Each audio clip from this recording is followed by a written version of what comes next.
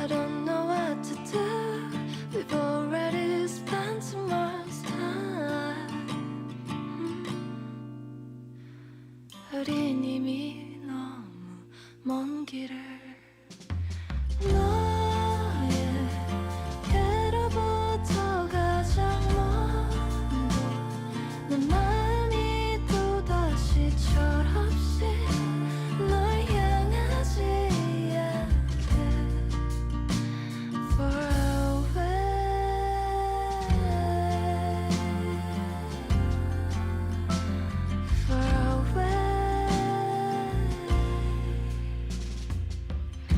한참을 헤매고 찾아왔던 네가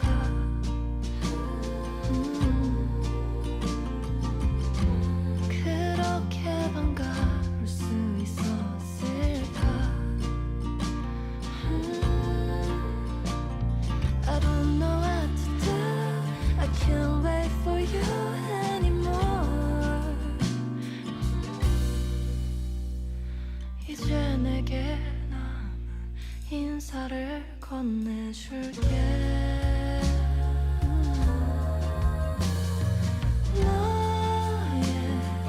너에게로부터 가장 먼 곳 내 마음이 또다시 철없이 널 향하지 않게 Far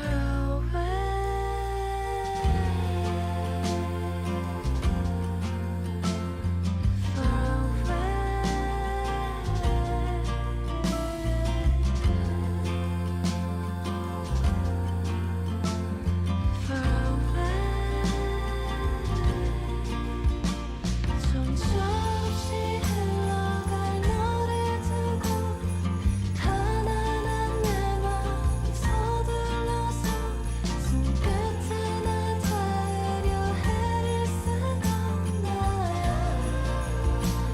마지막에서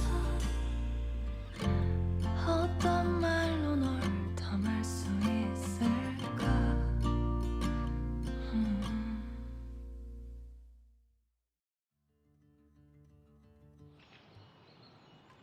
All right, everybody, welcome to the B stream. It's Solar Pancake and Hiccup with you once again. Hope you all have your dehydrated food ready to go, ready to watch an exciting match here. We're in the B League, like I mentioned. We've got Mothmania, our #1 seed currently right now with the best record.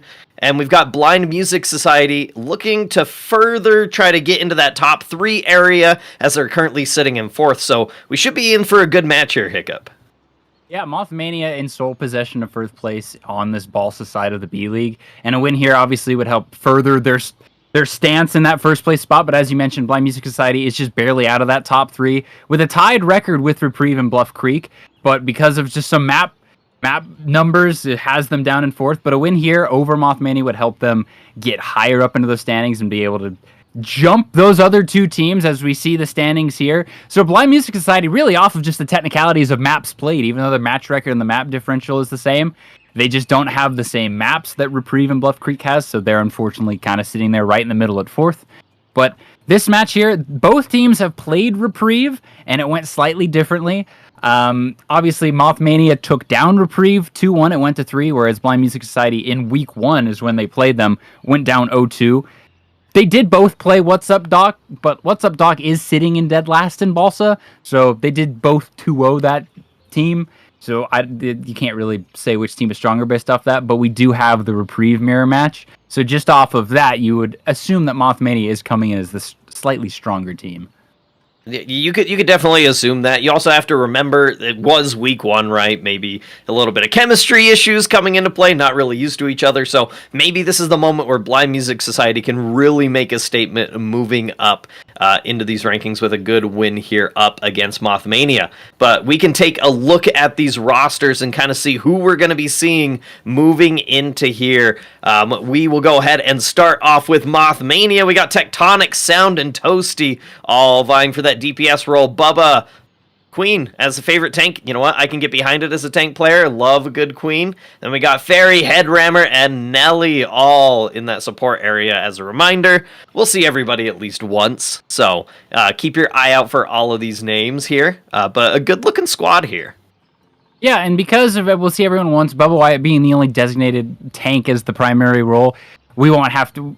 Odds are Bubba will be the only one playing tank, but then we will see those 3 supports and those 3 DPS swap in around at least during one of the maps, as opposed to, we'll see based on the roles. I would assume, just based on the favorite heroes, Tectonic may be the one that primarily stays in if he is the hit scan player, and Sound and Toasty may swap back and forth depending on which of the flex DPS want to play. And then same goes for Fairy, Headrammer, and Nelly. Headrammer may be in the whole time, or Fairy will swap in and out. That'll be just kind of how the rotations are in the backline, but I would assume we'll see Bubba Wyatt pretty much the whole time. And I mean, if we're seeing Queen the whole time, I'm here for it. Let's see all the Bubba Wyatt times. I'm all there for it. But they're going to be going up against Blind Music Society here, and another great looking squad. Ooh, I'm digging the black and the pink, but we got Chiskina, Tilted Waffle, Joshin all vying for that DPS side. Don't see any hit scan, so maybe a little bit of a determining factor there. But we got Yukino on probably my least favorite tank in the game. Sorry, not sorry. Wrecking Ball, come on. And then you got Manny, Potato, and Nagisa all on those support roles there. And a very eclectic group of supports and the characters in general across this roster, Hiccup. Yeah, just based on the preferred heroes of this roster, I have no idea what we might even see from them. Obviously, if Yukino does, if the preferred hero is any suggestion of what they may play, we'll see a lot of ball comps. And ball comps do give other teams a lot of issues, because when do you ever get the opportunity to really scrim against ball in general? So if we see them pull out like Tracer Genji ball comps, things could get really crazy for Mothmania. Really crazy and really, really silly. We have seen Lifeweaver, Manny obviously shown that as their favorite support there. We've seen him gaining a little bit of popularity in the pro scene and everywhere else. And Nagisa, obviously, the Zen Kiri, take your pick over there. It's going to be a good time either way. And I think we're going to be in for some chaos. And sometimes that's the best kind of Overwatch you can hope for. Well, and especially because if we take a look at the map pool that we have for this week, it yields itself to a lot of chaos. We've got New Queen Street and Watchpoint Gibraltar as the guaranteed first 2 maps. New Queen Street is known for causing all kinds of chaos, and normally in tournaments where people can pick which map we go to, New Queen Street is typically avoided a lot of the time because of the wild card that it will throw into team composition planning, because you can play almost anything on there. And then obviously Watchpoint Gibraltar, known for dive outside of very few instances. So we could be in store for a lot of crazy things. Obviously, Mothmania really doesn't want to play up against that ball, and on New Queen Street, there's a lot of pathways for that ball to maneuver and get around things, so I think that's a smart ban from Mothmania to get things started, to ensure that, they're starting off on a strong foot, don't have to worry about the ball for an entire map. And Lucio going to be our second ban by Blind Music Society, not one you usually see, honestly. Yeah, it's an interesting ban, primarily because Lucio innately isn't played a whole ton. We've been seeing recently just a lot of Brig Juno Kiri. If you're really crazy, you're playing BAP Lifeweaver. A few individuals choose to do that, but Lucio isn't played as much as it used to be since Juno has been around, because Juno provides a little bit more a different sort of utility. So the banning of the Lucio I don't feel like it changes a whole lot for Mothmania side, unless they were hoping to play like a Queen comp, because we did see Bubba Wyatt put Queen as his preferred hero, and typically you are playing Lucio Kiri there. So with the Lucio off the field, I wouldn't be surprised if we see Mothmania choose to just play a Brig Juno Orisa comp. We've seen that a lot across all levels of play, so I feel like that may be where potentially both teams just end up. We may end up kind of in a mirror match there. I will say, notably, Freya's still on the field. Usually that tends to be one of the higher bans, at least here in B League right now. And I mean, if you're looking at the most recent dev blog, kind of across the board, it seems like Freya is definitely powerful. So we'll see if these teams want to utilize the Freya here as well on our push map of NQS. But we are almost ready to get into the match, and it should be a banger. Let's be honest. This is going to be a good match. Some great Overwatch coming in, if not for some silliness that may occur. Yeah, I mean, if any silliness is going to happen, we're going to see it on this map. New Queen Street is the silly map, and we see it avoided for that reason. It does tend to give advantage to the more chaotic teams that have a lot of weird things that aren't typily played.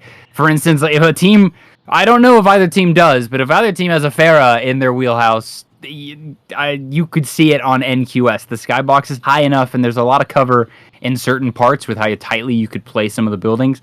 Pharah can get crazy. Echo can get plazy. We did see Blind Music Society also have a Junkrat on the lineup, and so I mean, I don't think we see a Junkrat, but I don't know.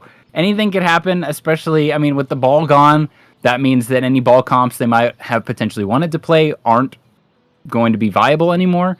So that especially may open things up for their second options to get really, really, really weird. Currently, we're just waiting on Mothmania, I believe, to just kind of get all ready up in the lobby before we head into map 1. But no, it should be a pretty good match. Yeah, should be a good match here. I think we're in week 3 now of season 7 here. Obviously, Hiccup and I, this is our first time casting BPL. But this has been a blast. I think this has been some of the most fun Overwatch we've been able to see over the past couple of weeks. We've seen some very interesting decisions. I think you all know if we're talking about you know. So be careful. You don't want to get called out. Don't want to get chased by the bear through the woods. That's never a good time.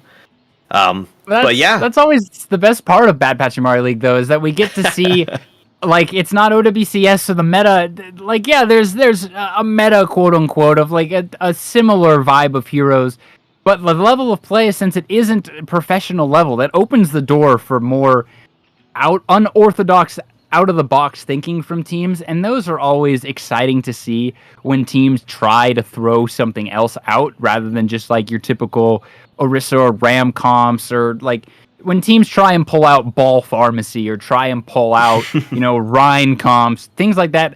You only really see that in tournaments like Bad Pachimari League and other equivalents where it's just kind of not in OWCS. It's the stakes are a lot lower. Yeah, stakes are a lot lower. Yes. And it makes it so much fun.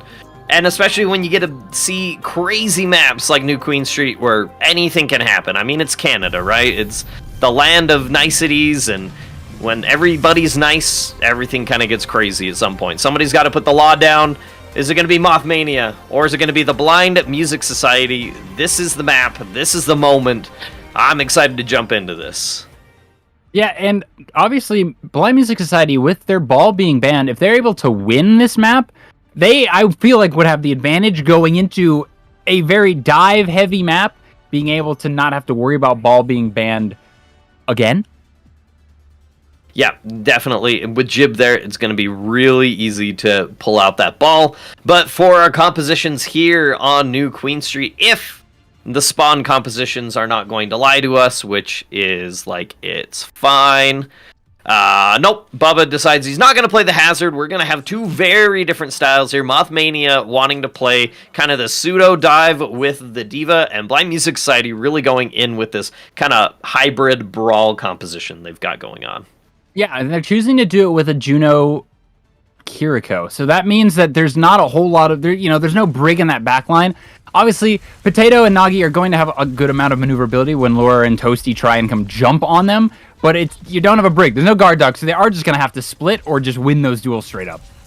They're going to have to win the duel straight up, and now we're getting into the meat and potatoes of any Overwatch match.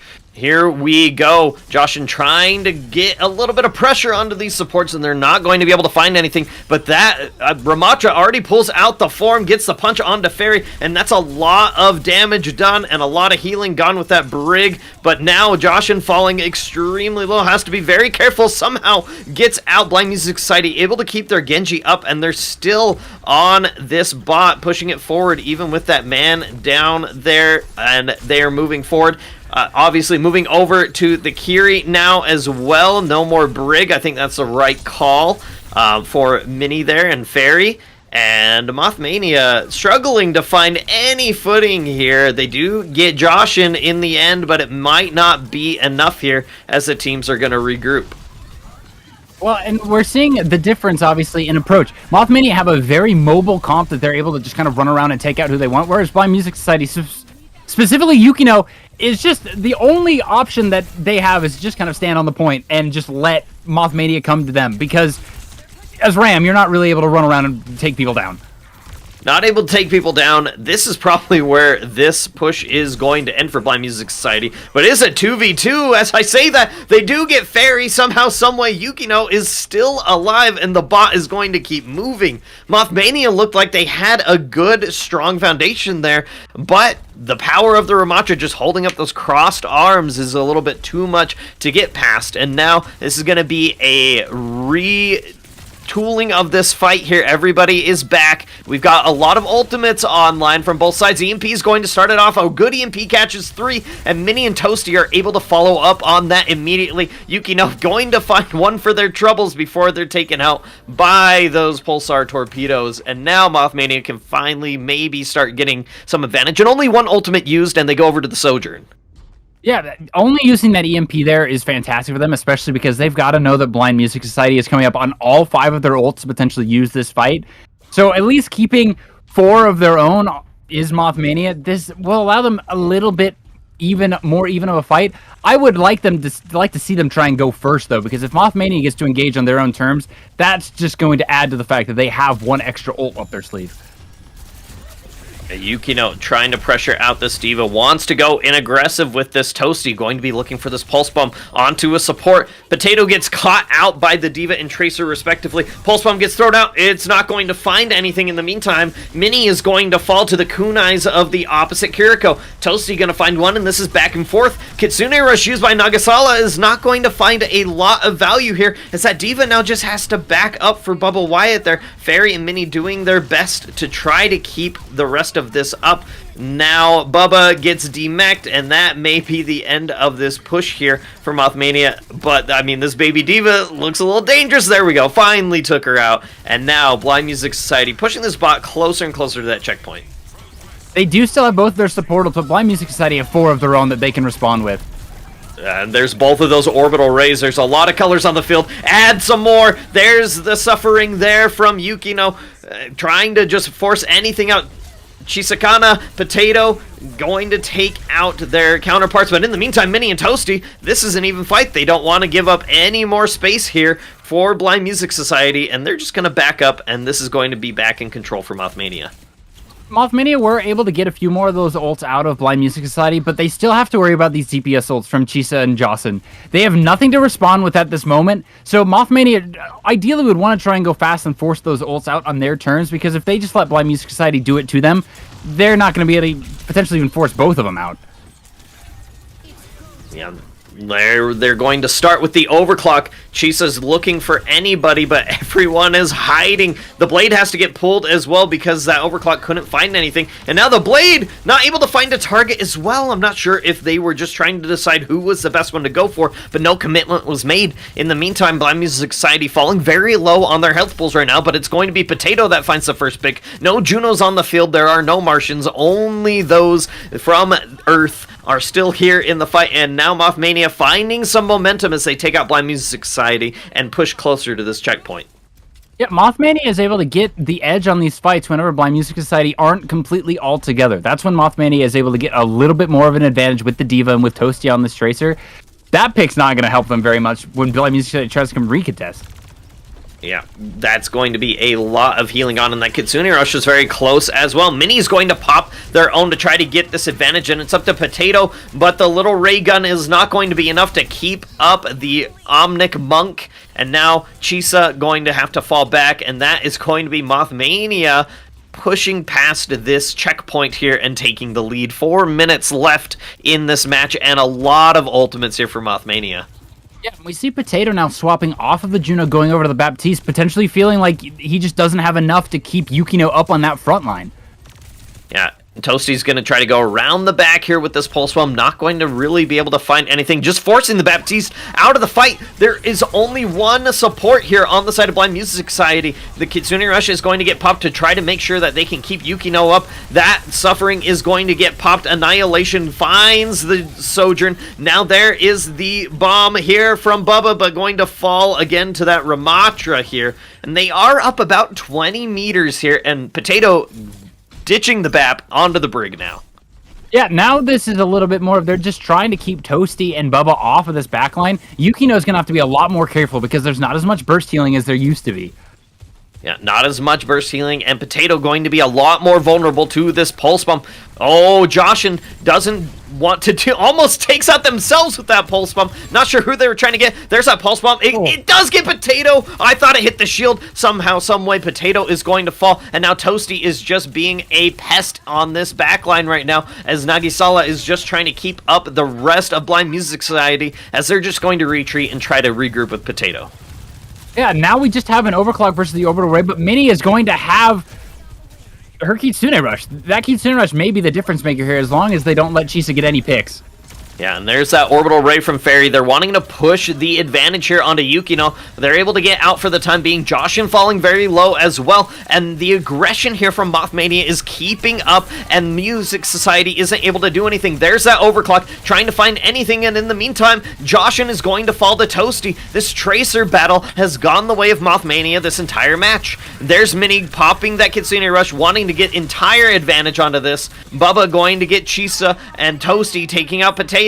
Blind Music Society trying to find their way in the dark, and they're not able to do it. Somebody get this team a flashlight.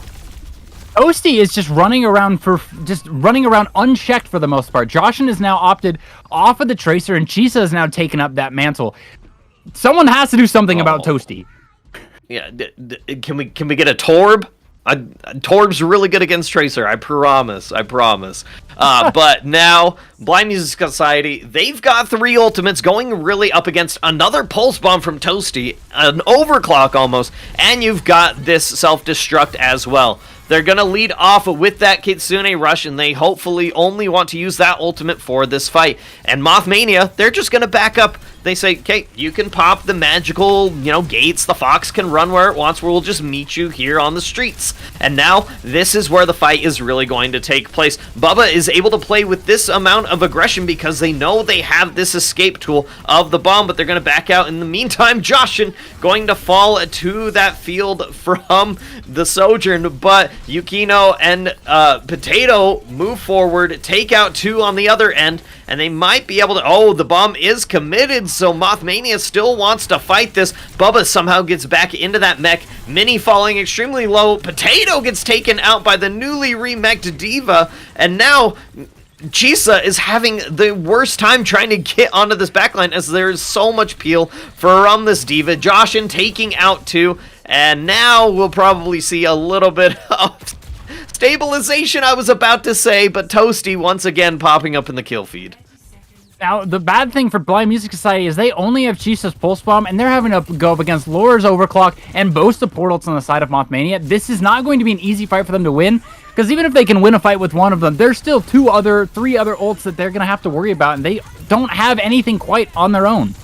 And they need to win 2 convincing fights as we are approaching overtime. But there's the Orbital Ray. There's the Overclock. forcing Blind Music Society back. Joshin's going to fall, and that's not a good start for Blind Music Society. A good stick there from Chisa, but is it enough here? Laura is down, and now the Baptiste from Nagisala is trying to keep the rest of the team up. Chisa's going to fall to Toasty, who has been uncontested. Potato falls. Bubba gets one as well. Toasty has been a absolute menace here. The Doomfist swap from Yukino just to get back to the point in desperation. It's not enough. The Pulse Bomb would have finished him off if Minnie didn't, and now it's just Joshin on the Soldier, and there's only so far that those Soldiers' legs can take you. And now Mothmania takes the lead in this series 1-0 after a very good comeback here on New Queen Street. Yeah, I mean, the choice, Bubba on the Diva was able to do a lot in helping to keep his backline protected a little bit from Joshin and from Chisa trying to go in, whereas on the side of Blind Music Society, Yukino on the Ram, you can't really peel for your backline, and Joshin and Chisa weren't really able to keep Toasty in check for a whole lot of that, and so we end up in a situation where Mothmania's DPS line, Toasty in particular, are just kind of running over Nagi and Potato in that backline, and there's not a whole lot. They're just kind of, they're stuck. They keep getting taken out early in fights, and all Yukino can do is just sort of stand on the bot and block, cross his arms and try not to die.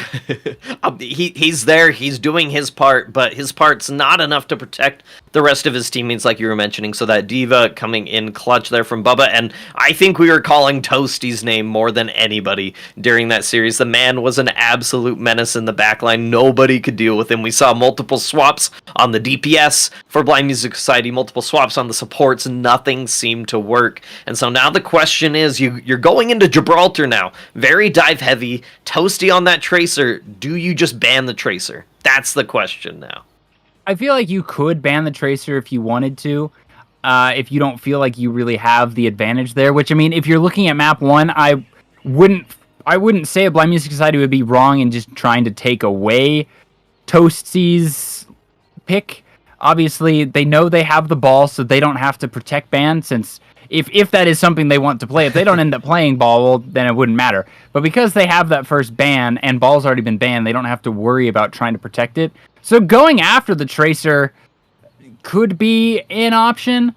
I don't know. Obviously, it seems like, you know, we'll see what things decide to go. We'll see what things decide to go. Gibraltar, really known for a lot of snipers, a lot of dive, and I do have word that our first ban is in, and we're going to get rid of one of those snipers. Widowmaker is out of play for Gibraltar here. Blind Music Society doesn't want to have to deal with the blue sniper, and you know what? I can respect it. It seemed like they didn't really know what they wanted to do against this Tracer. They feel like maybe they have an answer, or maybe there's enough space on Gibraltar to get away from it, but they really don't want to deal with those long sight lines that Widow can control here. Yeah, I guess it would seem that they feel like there's a Widow potentially on the side of Mothmania that they do not want to deal with, or that they don't feel like they can mirror or just kind of counteract with a dive of their own. Obviously, that does leave Toasty still is able to just kind of play the Tracer to his heart's content. I would hope that Blind Music Society are able to regroup after that first map and kind of see where the issues may have lied. Obviously, if they choose to play ball, a ball comp is going to be more maneuverable, so Toasty isn't going to have as many opportunities to just go after a backline. They're going to be either moving because you're going to be on a Lucio Kiri, or you're going to potentially just have a Brig Juno in that backline. Obviously, Mothmania, now the ban it's up to them now to who they can ban. I mean, they could choose to ban another tank if they wanted to, or they could go after the backline of Blind Music Society, which they could feel like, try and ban a Brig and force that backline into something that's a little easier for Toasty to go after. Yeah, you could also go, you ban the Brig, makes it, a lot harder to get into that backline, but I feel like you could also ban the Juno as well. That leaves you where, you could play the Brig, but you're going to have to play a Lucio as well if you're going to want that speed, and so it does make that backline a lot more static if you go for, a Juno ban. So I think there's a lot of ways that Mothmania can deal with something that they could be expecting, since they went so heavy with that ball ban ban at the beginning. It's going to be really interesting to see what they decide to do moving forward here. I mean, I'm a tank player. I like it to be easier for me to get to the back line personally, especially on Gibraltar. You get to play some good old-fashioned Winston. How's it hanging? I mean, you gotta love Winston. You gotta love Winston. And going up against an Ana Brig is usually not what I want to deal with, so I'd go with the Brig, but they've decided, you know what, we're gonna ban the Doom, which, I mean, maybe? I guess they know something we don't about Blind Music Society. They went with the ball and now the Doom. Maybe Blind Music Society kind of has their tanks they want to play on each map. Yeah, I mean, I guess they must feel like Blind Music Society might have a Doom that could be pulled out. I mean, I would expect Mothmania may expect that the ball could come out. They banned it first map, so clearly they think that that's something Blind Music Society could play, and so maybe they're just like down the similar line of like, all right, they may play ball, and if we stop the ball, they may go to some other wacky hero that isn't normal, and they'll play Doom. So we'll just ban the Doom, so that they have to jump to option C. Their guess is better than mine. I am largely unfamiliar. Yeah, unfamiliar. So Mothmania, I mean, let's be real. They're in first place, right? So they've gotten this far with the bans that they've done. At this point, they've just got to trust their own instincts on it. We are going to have a couple of subs coming in as well. It looks like we're going to have Minnie coming out, and we're going to have Headrammer coming in for Minnie as she's going to step out here. So that will be very good. Here are our teams as well, like we mentioned. So Headrammer moving in over Minnie on this one.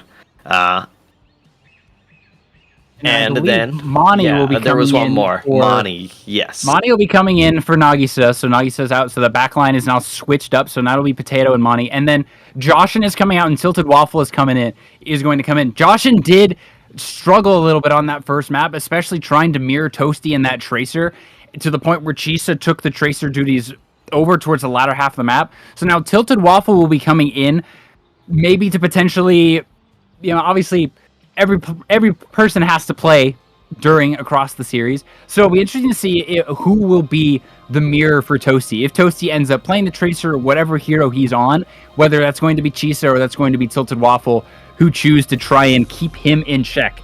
Because Toasty was a big thorn in the side of Blind Music Society on New Queen Street.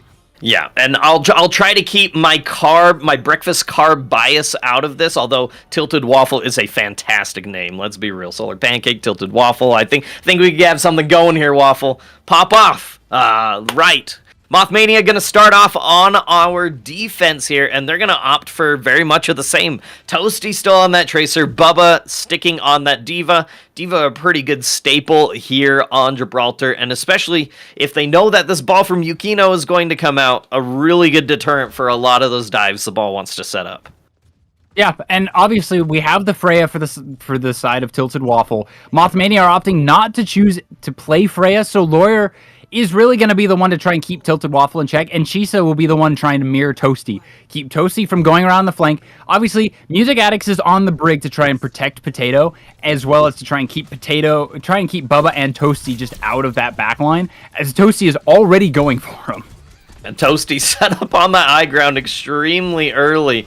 And now, Tilted Waffle pulling out the Freya. There is a lot of damage that could be had, but you have to land those shots. Looking like me on Freya out there a little bit. Once you land those shots, though, it's going to be very difficult. The boop! I think Fairy's gone. Hi, Fairy is out of there. Hope you have a good time swimming. Hope you have a life jacket. Stay safe out there. Yukino, in the meantime, falling extremely low, goes back out. Not sure why they didn't wait for the healing there.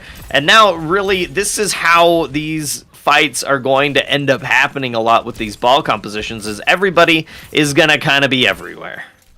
Yeah, and Yukino can obviously go in, but there's not a whole lot he can do until Chisa and Tilted Waffle are also in a position to do something. Because we see right there, if Yukino goes in alone and Fairy and Headrammer aren't really pressured at all, Yukino's not going to get anything done. He's just going to get CC'd away. Yeah, that break can be so annoying. But finally, Tilted Waffle swaps off and goes over to the Ashe and takes out Toasty. That may be one of the first times we've seen Toasty get taken out. And we're going to go into a quick pause here as one of the players has a little bit of a tech issue, it would seem.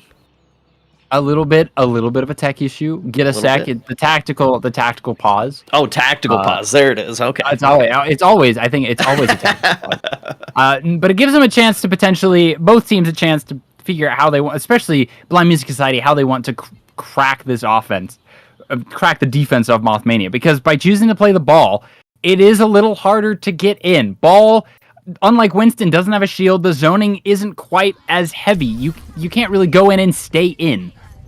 They can get in and stay in. They did demech Bubba right before that pause happened. They do take out the D.Va, and now Mothmania going to be on the back foot a little bit here as Fairy is on a Brig 1v1. Not really super fair. There was an Ana on the high ground as well, so now Blind Music Society pushing that. Well, they were pushing the cart, and okay, there we go. Somebody's back on it. We're in a full 5v5 for the most part here. And now we will see how these teams want to approach us. Oh my goodness, Chisa gets absolutely domed there by Laurer. And that is not a good start, as there's a lot of that damage follow-up for that ball going to be taken out. Bubba's going to get nanoed by Headrammer here. And now the Brig of Musik is going to get nanoed as well. That's a raid boss if I've ever seen one. But now there's the rally trying to keep Potato up. Gets Headrammer in the meantime. This Brig from Musik is going absolutely crazy here. And this is a great start for Blind Music Society. They're just going to take out that mech and the D.Va, and they should be able to push this all the rest of the way onto first, most likely. I mean, that's your textbook Brig Ana Overwatch backline. Bubba Wyatt got nanoed, and as soon as he tried to run at Music Addicts and Potato just nanoed the Brig. Brig pop rally later, and you're not getting through that backline. A nanoed Brig is a very scary thing to go after. Doesn't matter who you are. Can confirm. That is one of the most terrifying sights in all of Overwatch. And there's a minefield in the tiny room. Headrammer's not going to be able to escape, and now the rest of everybody just has to be evicted from that room. The rally is going to be used to try to stop that ball's momentum a little bit and stabilize in this room here. Maybe a little bit of an overuse there, but they were able to survive, and now they've stabilized a little bit. Blind Music Society gonna have to reset here. And now you're getting to the hard part of Watchpoint Gibraltar. Trying to get through one of these 4 doors is extremely difficult, especially when you have Headrammer chucking nades and Lawyer just chucking dynamites at those doorways. You have to be careful someone doesn't get caught.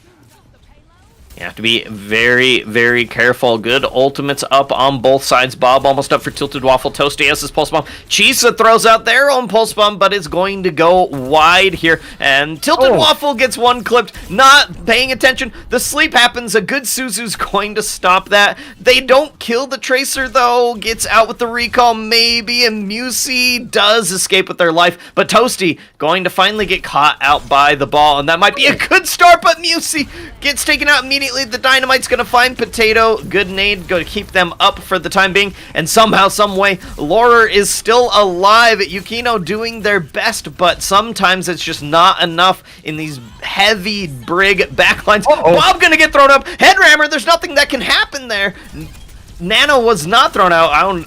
That was a weird animation. I thought Nano got thrown out for a second. Laurer gonna find Tilted Waffle. Nano does come out onto Yukino, so Blind Music Society want to win this here. And now there's the bomb. Laurer going to take out Musik, and now everything's just kind of on the back foot. Potato's down in the cellar, just hiding. Ball's in the back line. Oh no, Bubba. Oh no, Potato, run! Oh no. That is a rough stagger there. Yeah, and Yukino's now in this back line trying to get something off of Fairy and Headrammer, but a Brig Ana is hard to de-seat, and obviously Music Addicts swapped off of the Brig is on the Kiri. So Blind Music Society, specifically Potato, is a lot more vulnerable to Bubba and Toasty than Fairy and Headrammer are.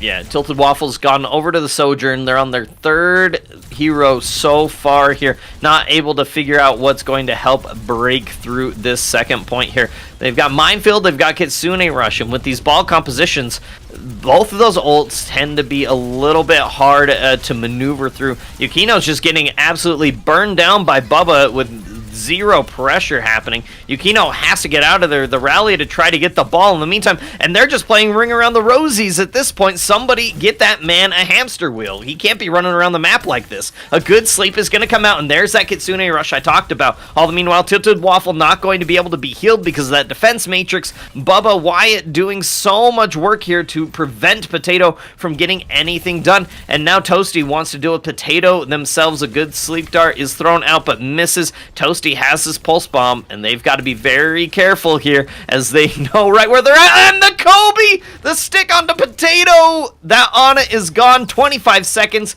and Blind Music Society really don't have any answers second here. Luckily, I mean, they have 3 ults coming up, but Mothmania also have 3 ults of their own, and specifically, Headrammer can just nano fairy if Yukino and Chisa just try and run at him. And somebody has to be on this cart. Yukino starts it off and gets pushed off. Toasty going to find Tilted Waffle. Laura going to get taken out. Somebody needs to touch this point. The ball gets slept, somehow falls onto point, and that may be a good start here for the side of Blind Music Society. Mothmania, they still have this bomb that they're going to have to deal with on the side of Blind Music Society. And there is the bombs. They still have to stay point. The Ana gets taken out in the meantime by the Bunny Blaster. There's Bob. The nano onto Fairy is going to be so hard to deal with. That's so much damage, so much sustain there for the side of Mothmania, and that is where the cart will stop. They need 63.7 meters to win this map and the match for Mothmania. It was just hard for Blind Music Society to really get into the hangar. They would get people in there, but it didn't ever really seem like it was a cohesive unit. Yukino especially would get in and try and go after Fairy, Headrammer, and even Lawyer sometimes on top of the shuttle, but the rest of his team, every time they would try and enter, it felt like either Toasty was there to catch him, Bubba was there to catch him. They couldn't get in and all go on the same target. And a ball by himself isn't going to be able to take out a Brig on a backline. It's just not. You need a little bit more help, but there was just a lot of peel from Bubba and not a lot of help from the rest of his team as they were just getting bogged in one of the 4 tiny doorways. Yeah, bogged, I think, is the correct word. They were stuck in a swamp. You got to be careful when you're out camping. Got to watch for the signs, warning signs. And now, Blind Music Society, really, I mean, it's Gibraltar. They're going to stick with the same kind of stuff. Ball typically is not seen as a very easy hero to play specifically on defense. You have to make sure that you're going in at the right times, not missing anything. I'm curious to see how Blind Music Society is going to actually find value out of this. It's going to be really interesting. Toasty, still on this Tracer, has been impossible to deal with, it feels like, and that opens up the rest of the team as well. Mothmania going to open up with the composition they've been running this entire time as well. And actually, Lore, I don't know if they're going to stay on the sim. Okay, it was just to teleport the supports. Hey. I like that. Now, crucially, Potato is choosing to play the Juno here over the Ana, which I do think gives him a little bit more maneuverability on that dive. When you're playing Ana, you get caught out really easily. But Music Addicts is on the Brig, so they can try and help negate the dive a little bit. But it's just mainly on you, as you were talking about. It is a lot harder to play the ball on the defense. It's a lot harder. The other team can take advantage of. Ball has to take the time to set up. And once that happens, the rest of your team is extremely vulnerable. And they are just hunting down this hamster. And now the rest of Blind Music Society has to get out. Chisa going to fall as well. And now Blind Music Society already on the back foot. And we're barely a minute into this.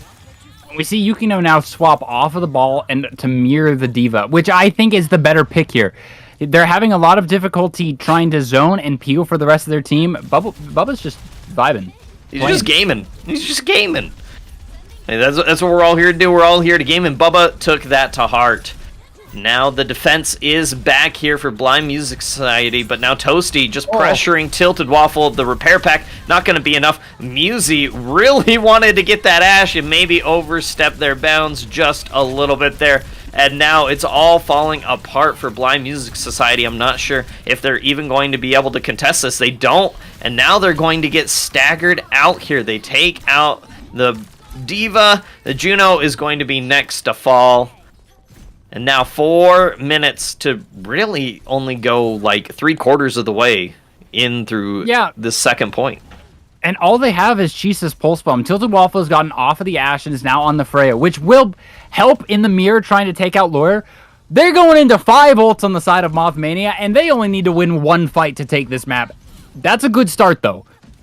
Yeah, Laura finally falling. Chisa going to look for this Pulse Bomb. Oh, hasn't connected quite yet for Chisa. They've had a rough day throwing those Pulse Bombs. In the meantime, the aggression here from Mothmania, they want to push through this little hallway. Rally going to be used, but not able to find anything. Toasty, in the meantime, that Pulse Bomb's going to find Musik, and that is a great start here. The Nano onto Toasty. They got to make sure that the Tracer doesn't die. Tilted Waffle going to feel the brunt of the anger of this little tiny British woman, and Blind Music Society, they don't have anybody to touch. Mothmania, a decisive and definite win here on Watchpoint Gibraltar, and they're showing everybody here in B League and specifically in the Balsa division why they have that #1 seed.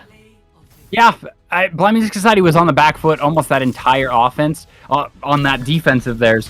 They were getting caught out a lot. Someone was either just getting knocked out of position, or especially Yukino, when they start on the ball, couldn't really peel for the rest of his team. It was really difficult to try and handle the aggression of Mothmania, especially Bubba and Toasty. They would just go in, pick their target, and there wasn't a whole lot that Blind Music Society could do, really. Yeah, it was really rough, and I think Mothmania had, clear, definite what they wanted to do. They had a plan, they executed, everybody did their part well, but I think really if we're looking at like an MVP, somebody that we can call out, we were calling their name the entire time. Toasty was an absolute menace. I would give my MVP to Toasty on this one. Toasty was rarely checked, especially on New Queen Street. Both Josh and Chisa tried to play the Tracer and keep him from just going at whoever he wanted, and there wasn't a whole lot. There was no answer. Sure, they would get a pick on him once or twice, but holistically, Toasty was just kind of free roaming, almost in spectator mode, just seeing who they wanted to go and take him out, and they'd get out safely. They had no answer. Blind Music Society did. Yeah, and I will say, again, Mothmania played fantastic as a team. So much damage and distraction was put in the front of the fight. It allowed Toasty to be able to get in the back end, to be able to get all of those big highlight reel plays. So huge shout out to all of Mothmania as we take a look at our standings. There they are at the top. Mothmania, a clean 4-0 so far. They've only dropped 1 map, and that was to Reprieve, our second place team down there. Blind Music Society, they're going to stay where they were at in 4th right now, as we have to wait to see how Reprieve and Bluff Creek come out this week. But it will be really interesting to see how this kind of middle area, the 3, 4, 5 area, is going to play out here in the Balsa division. Yeah, and obviously losing that and going down to 2-2, it hurts a little bit, but obviously your 2 losses, if you're Blind Music Society, came to the teams that currently sit in the 1 and the 2 spot, in Mothmania and Reprieve. So you can't really be too hard on yourselves. Like, you've lost the 2 top teams that are currently sitting on the Balsa side. So if you're able to take care of business against teams like Birdwatch and Camp Jump Shot and Red Bandas, and even be able to potentially beat Bluff Creek Bigmode, you should be in a pretty good spot to keep yourself up in that top half moving into the later part of the season, and obviously once playoffs come into implication. And I mean, they're at a 0 map differential, so they're not having to worry about negatives. They're kind of just sitting at an even. They're just in an even 2-2, 4-4 maps. Just reset, take off, and try and take out the teams that sit around you. You've already faced what is the 2 hardest teams currently, with only 1 more game against a team that's sitting above you. Yeah, and I think they are in a fantastic spot for the remainder of the season, like you were bringing up. But unfortunately, that's going to be it for myself. I almost said Solar and I, but I am Solar. So Hiccup and I, this is going to be the end of it for us, but make sure you don't go anywhere because we do have a few other matches here today. Speaking of those 2 teams that were above Blind Music Society, we've got Reprieve and Bluff Creek Bigmode going to be on at here in just the next few minutes. So make sure you stick around for that. And then later tonight, Polaris and Zephyr going to face off as well. Yeah, Reprieve versus Bluff Creek Bigmode is going to be a really important match. on this side of the B League, because yeah, we just saw Blind Music Society and Mothmania for the 1 and 4, but this is for these two teams are tied in second place. So the winner of this one will be able to get sole possession of second and won't really have to worry about being tied and getting someone else off of their back. So definitely stick around for that match. Yeah, stick around for the match, but this has been an absolute blast. We're going to clean up our campsite, get it ready for the next matches, and that's going to be it for Hiccup and myself. Make sure that you guys are following all of the BPL action on all of the channels. Stay up to date, keep the notifications on, whatever kind of like, cringe little thing you want to say for that. Hit the bell icon, all of that, but stick around. We'll catch you guys on the next one. Thanks so much.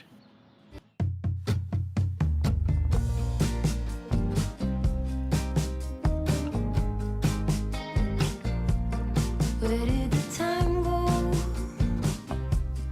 How do we move so far away? Holding on, how much can we both take when love is in echo? I can't hear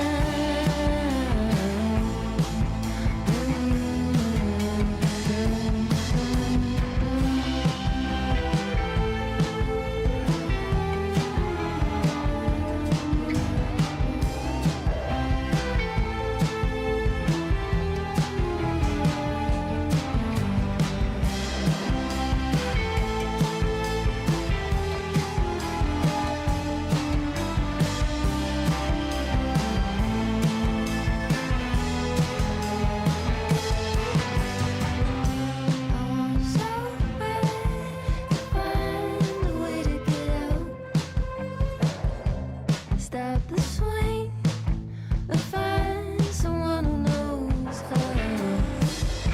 I wish I had or could find a workaround, a workaround.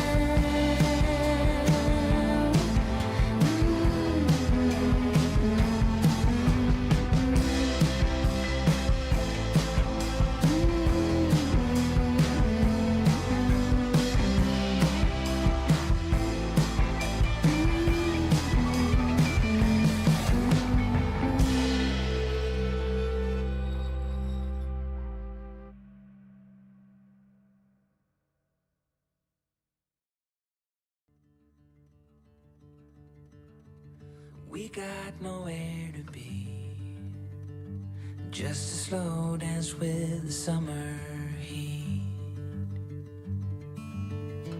The world outside can't wait a few, 'cause right now we got nothing else to do. The sun is peeking through the cotton white blinds, your hands still tangled up in mine. Feet on the wall, your head on me, floating easy. We got nowhere to be, got nowhere to be.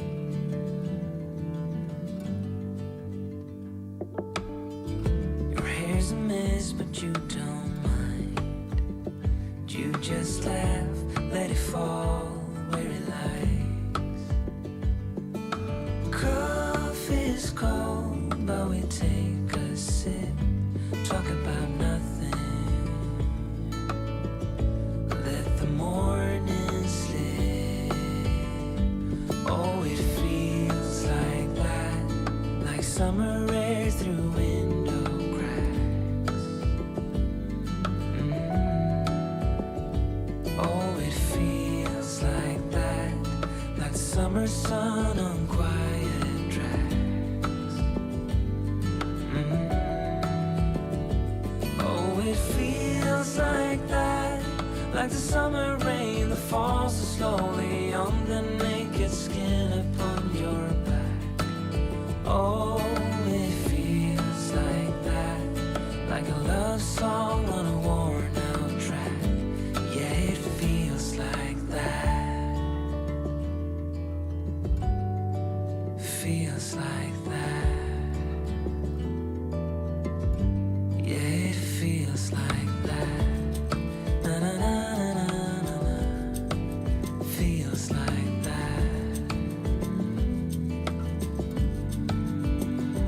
Oh, it feels like that, like summer air through.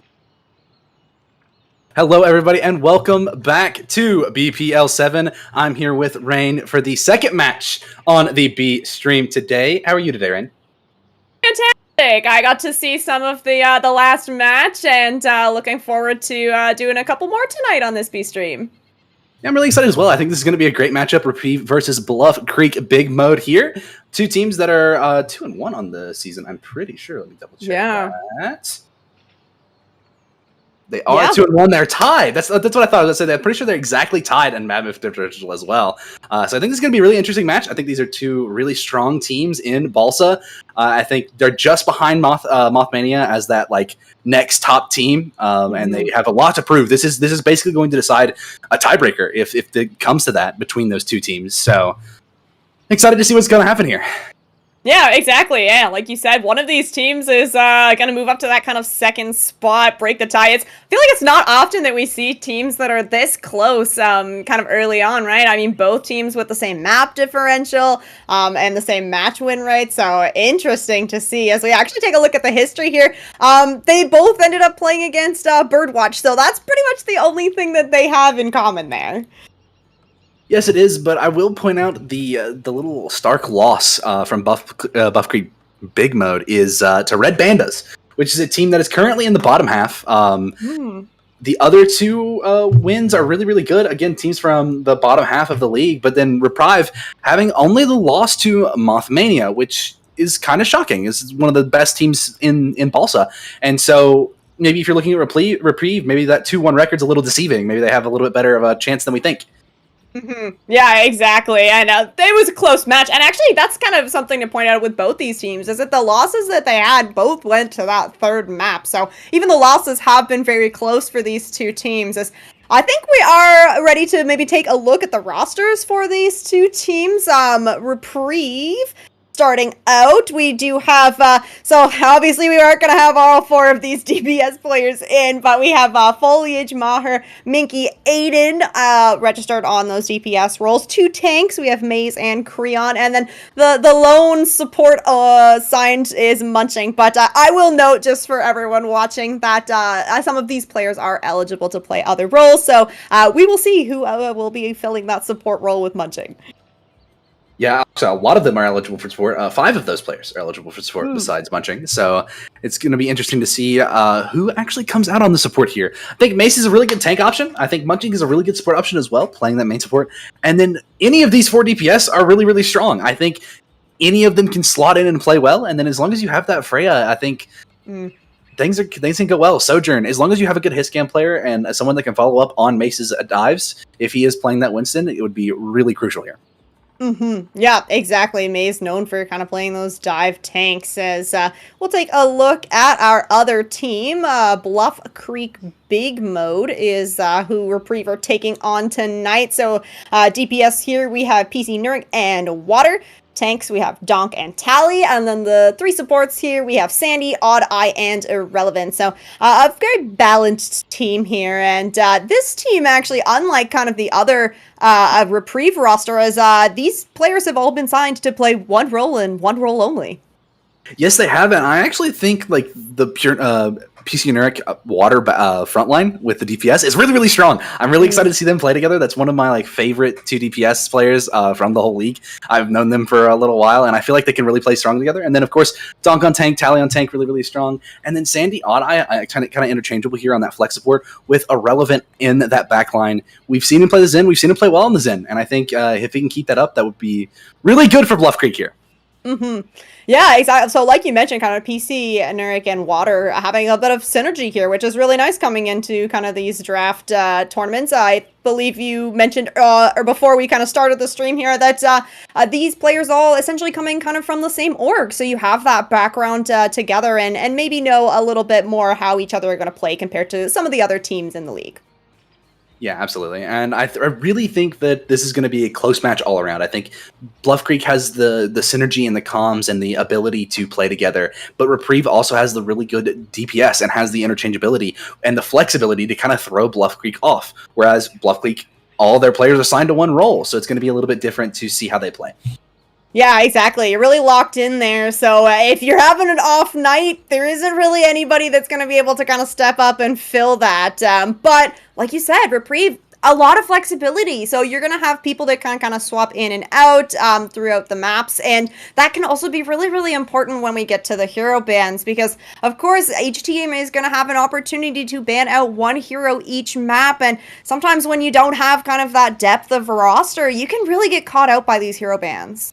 You really can, and that's one of the best parts about hero bans is it changes the way people play. It changes the meta, and it makes things where nothing is ever stagnant. And especially when you're playing in a team like this where there is no role swapping, you have to kind of play around that. And you have certain people that are designated to play that same role, but of course swaps have to happen after bans. So say something gets banned, you can always swap them out and change what your game plan is going into that map.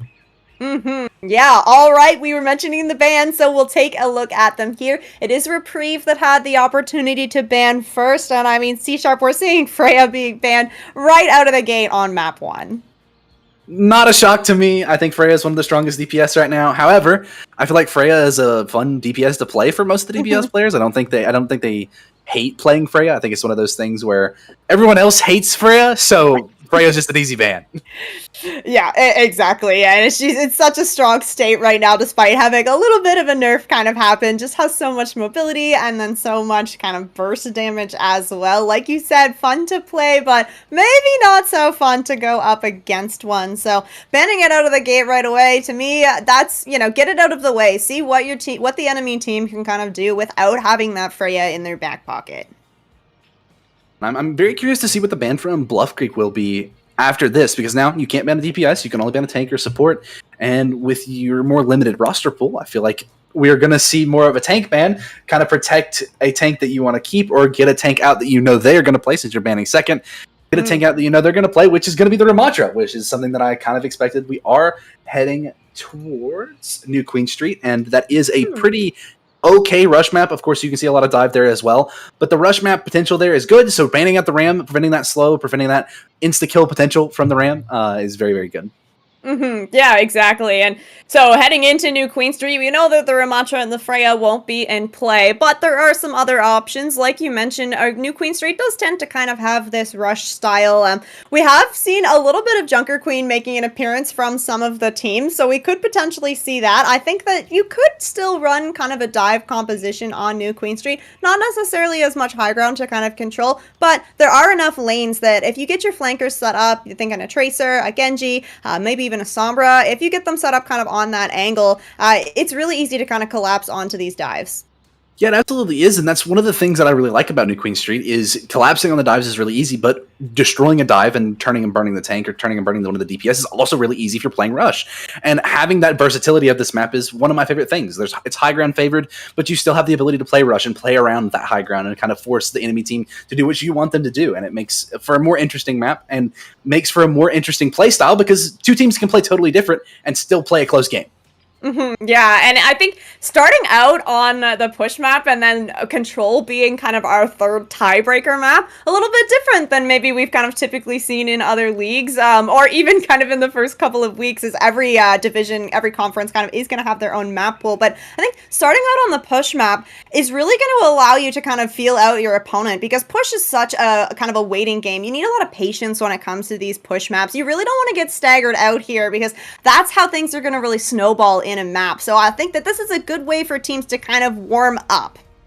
Yeah, absolutely. And one of the big things about push is kind of getting that forward spawn advantage. Is you want to get to the butt scratch. You want to get to that halfway point, because once you have forward spawn advantage, at that point you can set up a little bit more quickly. And even if you lose a fight, setting up is pretty easy once you get back into the actual flow of the fight. And once you get respawns back, you can actually kind of recontest. Yeah. Absolutely. Let's see some comps being hovered here. Looking like a potential DPS and support mirror here.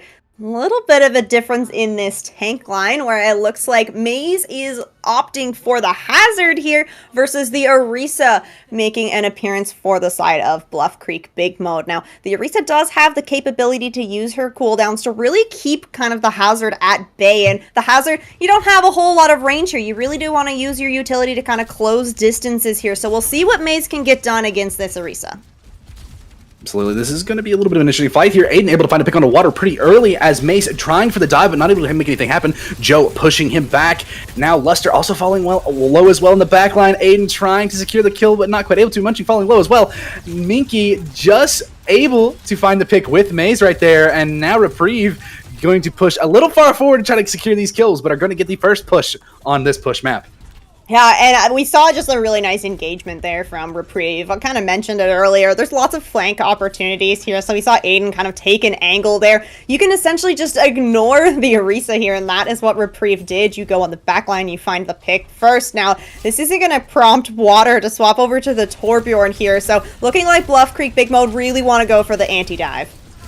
Yes, they do, especially on that Orisa, and now Mace trying to make something happen, having to dive onto the turret a little bit here. Going to be pushed out of position and die pretty quick as Joe throws a spear at his face, unable to jump out. And now Joe going to just be able to walk forward onto the back line of Reprieve, killing Minky, killing Aiden, and trying to get Sandy, or Mahir does, and Bluff Creek getting a good fight win. Yeah, I like this adjustment from Bluff Creek. The Torbjorn really going to put some pressure onto Aiden on this Genji. It is going to be kind of on Minky to try and take this Torb turret down, because we saw Maze kind of go in and try to use some cooldowns for that. But you really don't want your Hazard to have to like waste cooldowns to go take out a Torbjorn turret. Now Repriever coming into this, you're going to have the overclock and the rush ready to go. But you've lost Munching early here, so that's all the speed for Reprieve gone from this fight. Yes, it is Munching falling early, and now Maze is going to be kind of stranded out on his own here, trying to find a dive onto the front line of Bluff Creek. Not able to have anything happen. Sandy popping the Kitsune Rush, and Mahir matching. Mahir falling very low. Luster able to find the pick. Luster does fall to Maze in the end, though. The Terra Surge coming out and finding one. Joe finding another. Water finding one more into Munching. Aiden able to get the pick onto Irrelevant. Ooh, and Aiden able to find another one on the way out. Is probably going to back out or die right here, though. So Bluff Creek still winning the fight, but Reprieve getting a few good picks to try to force Bluff Creek to not quite get the cap on this midpoint. Yeah, we'll see. They re-engage here from Reprieve. Oh, what a beautiful body block there from Maze. Is going to send Joe back to the spawn. And that is a really good first push here for Bluff Creek. But now Reprieve are coming back into this next fight. You've got both those DPS ults online. You're not going to have Minky, so you are going to have to kind of wait for that Sojourn to get back before you have that overclock online. But otherwise, you're going to have all 4 ultimates online. Munching will get that beat shortly. Now, Bluff Creek, you've got some ults to work with here as well, including a beat of their own and both those DPS ultimates. Going to go ahead and start with that overclock first. As we see that overclock go off, Luster trying to find a pick, possibly onto the Genji here, but not quite able to. The downpour coming out from Maze, able to find Water, and does it kill Water.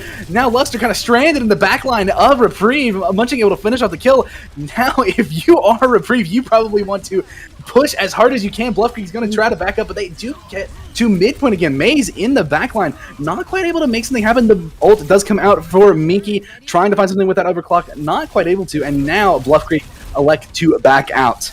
Yep, and now the Torp turret down, so Reprieve can just live a little bit easier here as they are approaching kind of this checkpoint, and also the lead here is going to prompt the ultimate from Torp. Both the Torbolt and both beats coming out from both sides. The Kitsune Rush coming out from the side of Bluff Creek, trying to secure this fight for themselves. Maze getting stuck in the front line, not able to do anything. Joe able to find the pick. Now Minky going to try to slide out right here, but Joe able to find another one onto Mahir in the process. Aiden just electing to die on point, and now Reprieve going to have to take a hard reset here. Wow, Joe is doing really impressive things on this Orisa, really doing a great job of kind of shutting down Maze, and we're actually, we're going to see Maze swap over onto an Orisa of his own, so it's almost the mirror comp. We do still have Aiden on this Genji, though, so we'll see, try to clean up some of these kills from maybe a spear from Maze or the railgun from Minky. Reprieve, you're coming into this fight with the Kitsune Rush online. Joe is going to have another Terra Surge ready to go. We saw them use it when everybody on Reprieve was really low last time, so we might wait until the mid-fight for this Terra Surge. Absolutely, and Aiden's going to be looking for the flank with Minky here. Now, Joe falling really low. Munching able to find the pick, though, onto Irrelevant and Luster. Oh, no. Munching just kind of going off in the background of Bluff Creek. And they didn't do anything about him. He just got to sit back there for free.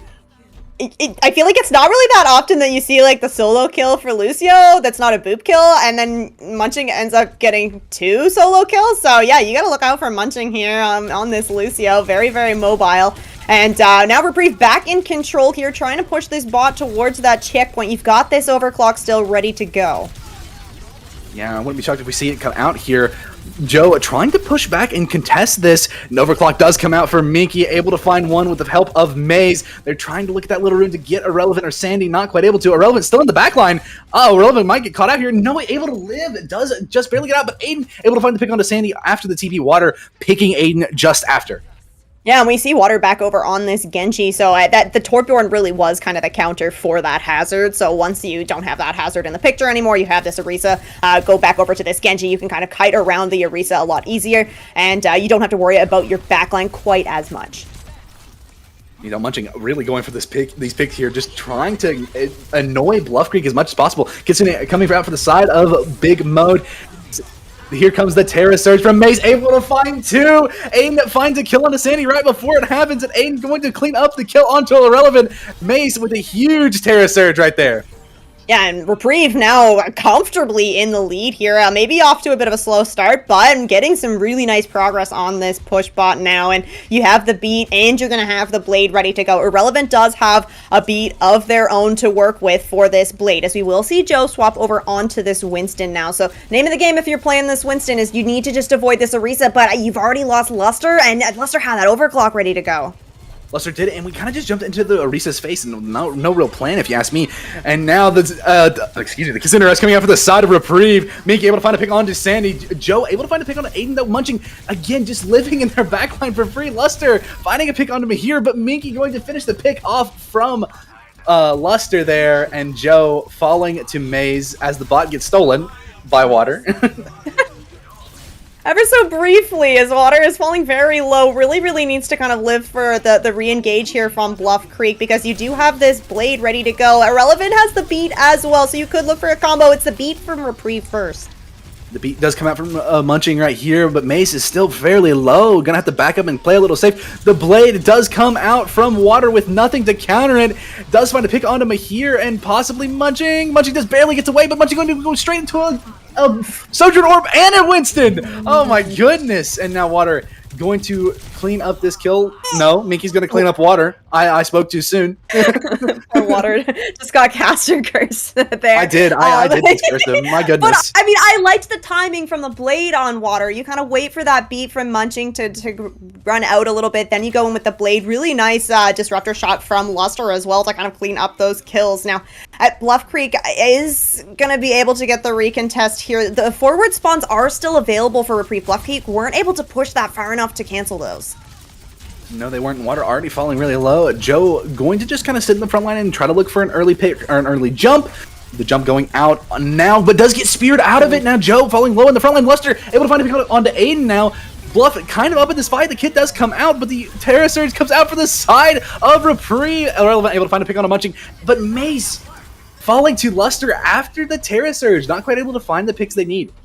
Yeah, that's a pretty clean fight here from Bluff Creek. You do have the Primal ready to go. You use that Kitsune Rush, but, you know, if it's a longer kind of a fight, Luster's going to be able to build up to this overclock as well. But Reprieve, they managed to hold on to both these DPS ultimates. Irrelevant isn't going to have a beat for this this Blade or even the overclock from Minky. So as long as you can kind of take these DPS ults in a staggered fight, Reprieve should be able to win this next fight. Absolutely, and if you're Reprieve, even if you get just one of the DPS ults out, you would be looking really good right here. Maybe try to save the other one for the next fight, but that beat's coming online pretty quick as Joe trying to find the pick on Aiden and does, and now, if you're Bluff Creek, you're going to try to pop ults yourselves to try to win this fight. Mace all the way in the backline trying to kill Sandy, but not quite able to.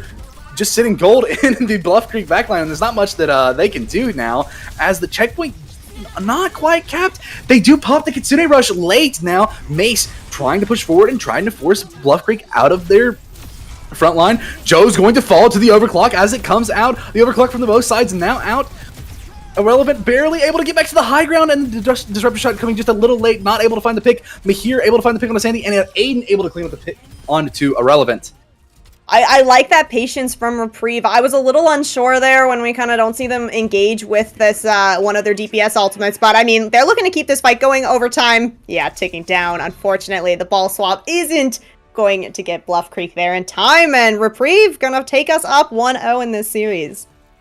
Yes, they are, and that was a really good play by Reprieve to just kind of wait for those ultimates to really get the impact that they needed. They waited until they knew they were sure that they could find the picks they wanted with those, and Munching here with the, Mace with the play of the game, Munching getting the kills, basically. I don't really know why that wasn't Munching's play of the game, if you ask me. Yeah, impressive stuff there from Reprieve. I definitely was a lot of back and forth there. It felt like Bluff Creek were kind of in the lead for the beginning, but once Reprieve started to kind of get warmed up, adjust their play style, we saw some swaps coming out from Bluff Creek, which kind of was just putting them at a disadvantage ult-wise for a couple of those fights. And in push map, it all leads to the snowball. Like once Reprieve were kind of in the lead there, it didn't really feel like Bluff Creek were really getting a whole bunch of fights in, and you need to chain those fight wins together to really take the lead in push maps. Absolutely, and I don't think there was ever really an opportunity for Bluff Creek to ever catch their footing back up. And once they made the swaps, like you said, the ult disadvantage was there. But at the same time, they popped good ultimates. They had good fight wins. It was more that second fight that they could never win. They could never get over the hump to cap that checkpoint. And you were having to pop ultimates to win the first fight, and then having nothing for the second fight really made you struggle. Yeah, exactly. But it is good news for Bluff Creek. We are going to be heading to a different map now, Watch Point Gibraltar. So not going to play quite as kind of back and forth. And it'll be interesting to see what kind of compositions they run out on here, because we were seeing kind of the rush comp from both of these teams. And I'm expecting a pretty big change as we move over to Watch Point Gibraltar. Absolutely. This is, of course, more of a dive-centric map. I feel like Maze is going to be more comfortable here, but at the same time, I don't know how Bluff Creek is going to respond. I feel like they want to play more of those rush tanks. They may want to look at playing the Hazard again, and be in the situation where you're playing Hazard into a Winston, which is great and all, but the Winston can get on your backline pretty quick and kill the backline pretty quick if you're not careful. Yeah, they will have the opportunity. They being Bluff Creek will have the opportunity for the first ban here. And if you're thinking that you want to play the Hazard, you could kind of go ahead and ban out that Winston or even any other tank, because you can kind of protect your Hazard ban there. So we'll see. Okay, we do at least have one ban coming through, and Bluff Creek are going to opt to ban out a tank, but it is going to be the Diva instead of that Winston. I think they maybe want to try to force Reprieve onto this Winston, maybe. But like maybe they feel confident in beating Reprieve in maybe either a Winston duel or even playing that Hazard into Winston. They feel confident in being able to beat the Reprieve out in that aspect. And so banning the Diva forces them to play either Wrecking Ball, Winston, or Hazard. Right, yeah, there's not a whole lot of tank options when we get into Gibraltar that are going to, like, really be able to put up too much of a fight. And I think that's an interesting kind of point. Like, they could really be trying to just force this Winston dive out from Reprieve, because if you do run that Hazard, you can essentially just play kind of for the anti-dive composition, right? Get yourself set up on that high ground. Hazard can do a heck of a lot of damage to Winston on those engagements, and we will see the Kiriko being banned out from Reprieve. So this signals to me that, well, C#, we might get to see some Ana gameplay here on Watchpoint. Yeah, I wouldn't be shocked if both backlines are going to be running the Ana break here in some form or fashion. Of course, you're playing Gibraltar. It's just a classic. You've got to go Ana break on Gibraltar. You've got to. Yeah, exactly. And I think this could be good for Reprieve if they do kind of end up on that Winston dive. It's going to be a little bit easier if you're on that Winston to follow up on the anti-nades. Of course, that's what we're kind of really looking for with these Ana setups, is you want to be using those cooldowns kind of aggressively, go in for the engagement. You don't want to have to use the nade on yourself just to heal and sustain through a fight. So we could see that kind of work out really well for Reprieve on the side of Bluff Creek. Bigmode, if you're running that Hazard, this is when you might want to be using that nade kind of more defensively. If you can hit an anti onto the Winston on the engage, Hazard will definitely be able to melt him down very quickly. Yeah, absolutely, and that's one of the big parts about Hazard is he was really good at peel, while Winston is really good at capitalizing on dives quickly. Hazard's really good at jumping back in and trying to contest that Winston and force them to get off of the Ana break core that they have in the backline. And I feel like if Bluff Creek can play that well, I feel like this could be a good map for them, especially playing that Ana break, because they can they can throw the anti-nade on themselves, get the more healing from the anti-nade, but also anti the Winston and force the Winston to jump out. Yes, so we got the bans in, and there are going to be some substitutions for these teams as well. So for Reprieve, we're going to have a DPS substitution coming in, so we are going to have Foliage in for Minky.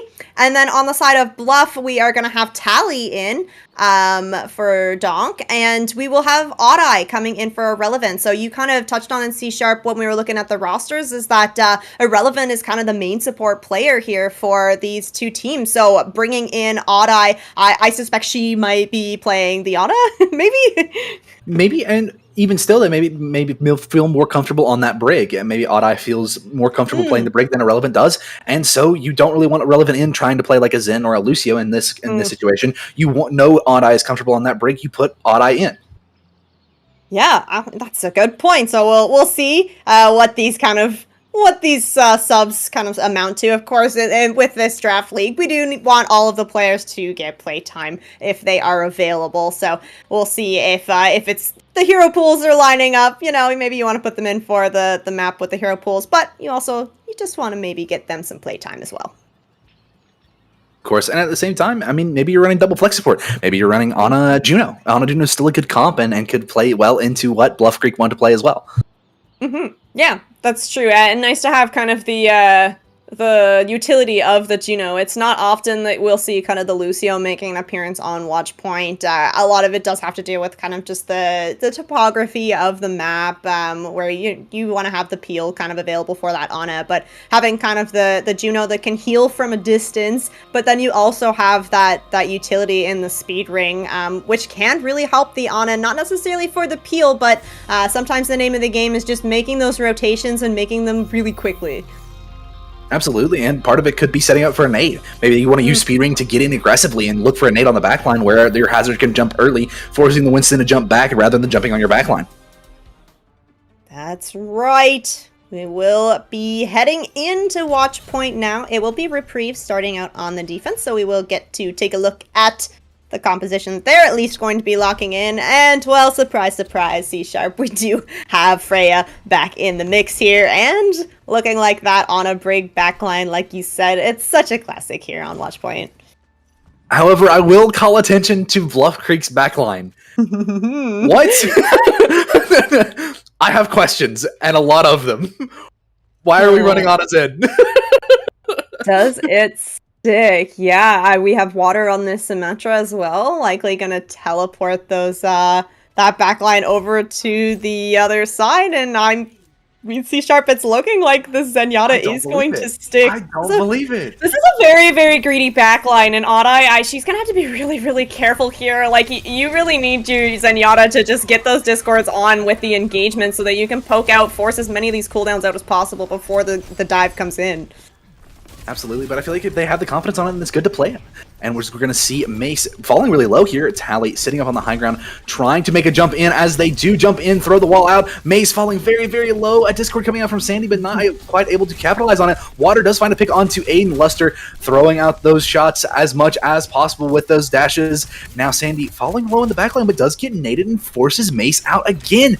The payload just keeps pushing forward, and there's not much that Reprieve can do. They're just trying to look for a dive on onto the Zen, but not able to find anything, as this Ana just doing a great job of keeping it alive as the Zen finds a pick onto Foliage. Sandy getting that Freya out early, and now Tally able to find a pick onto Aiden. I don't believe it. The Ana's in backline's working. I don't believe it.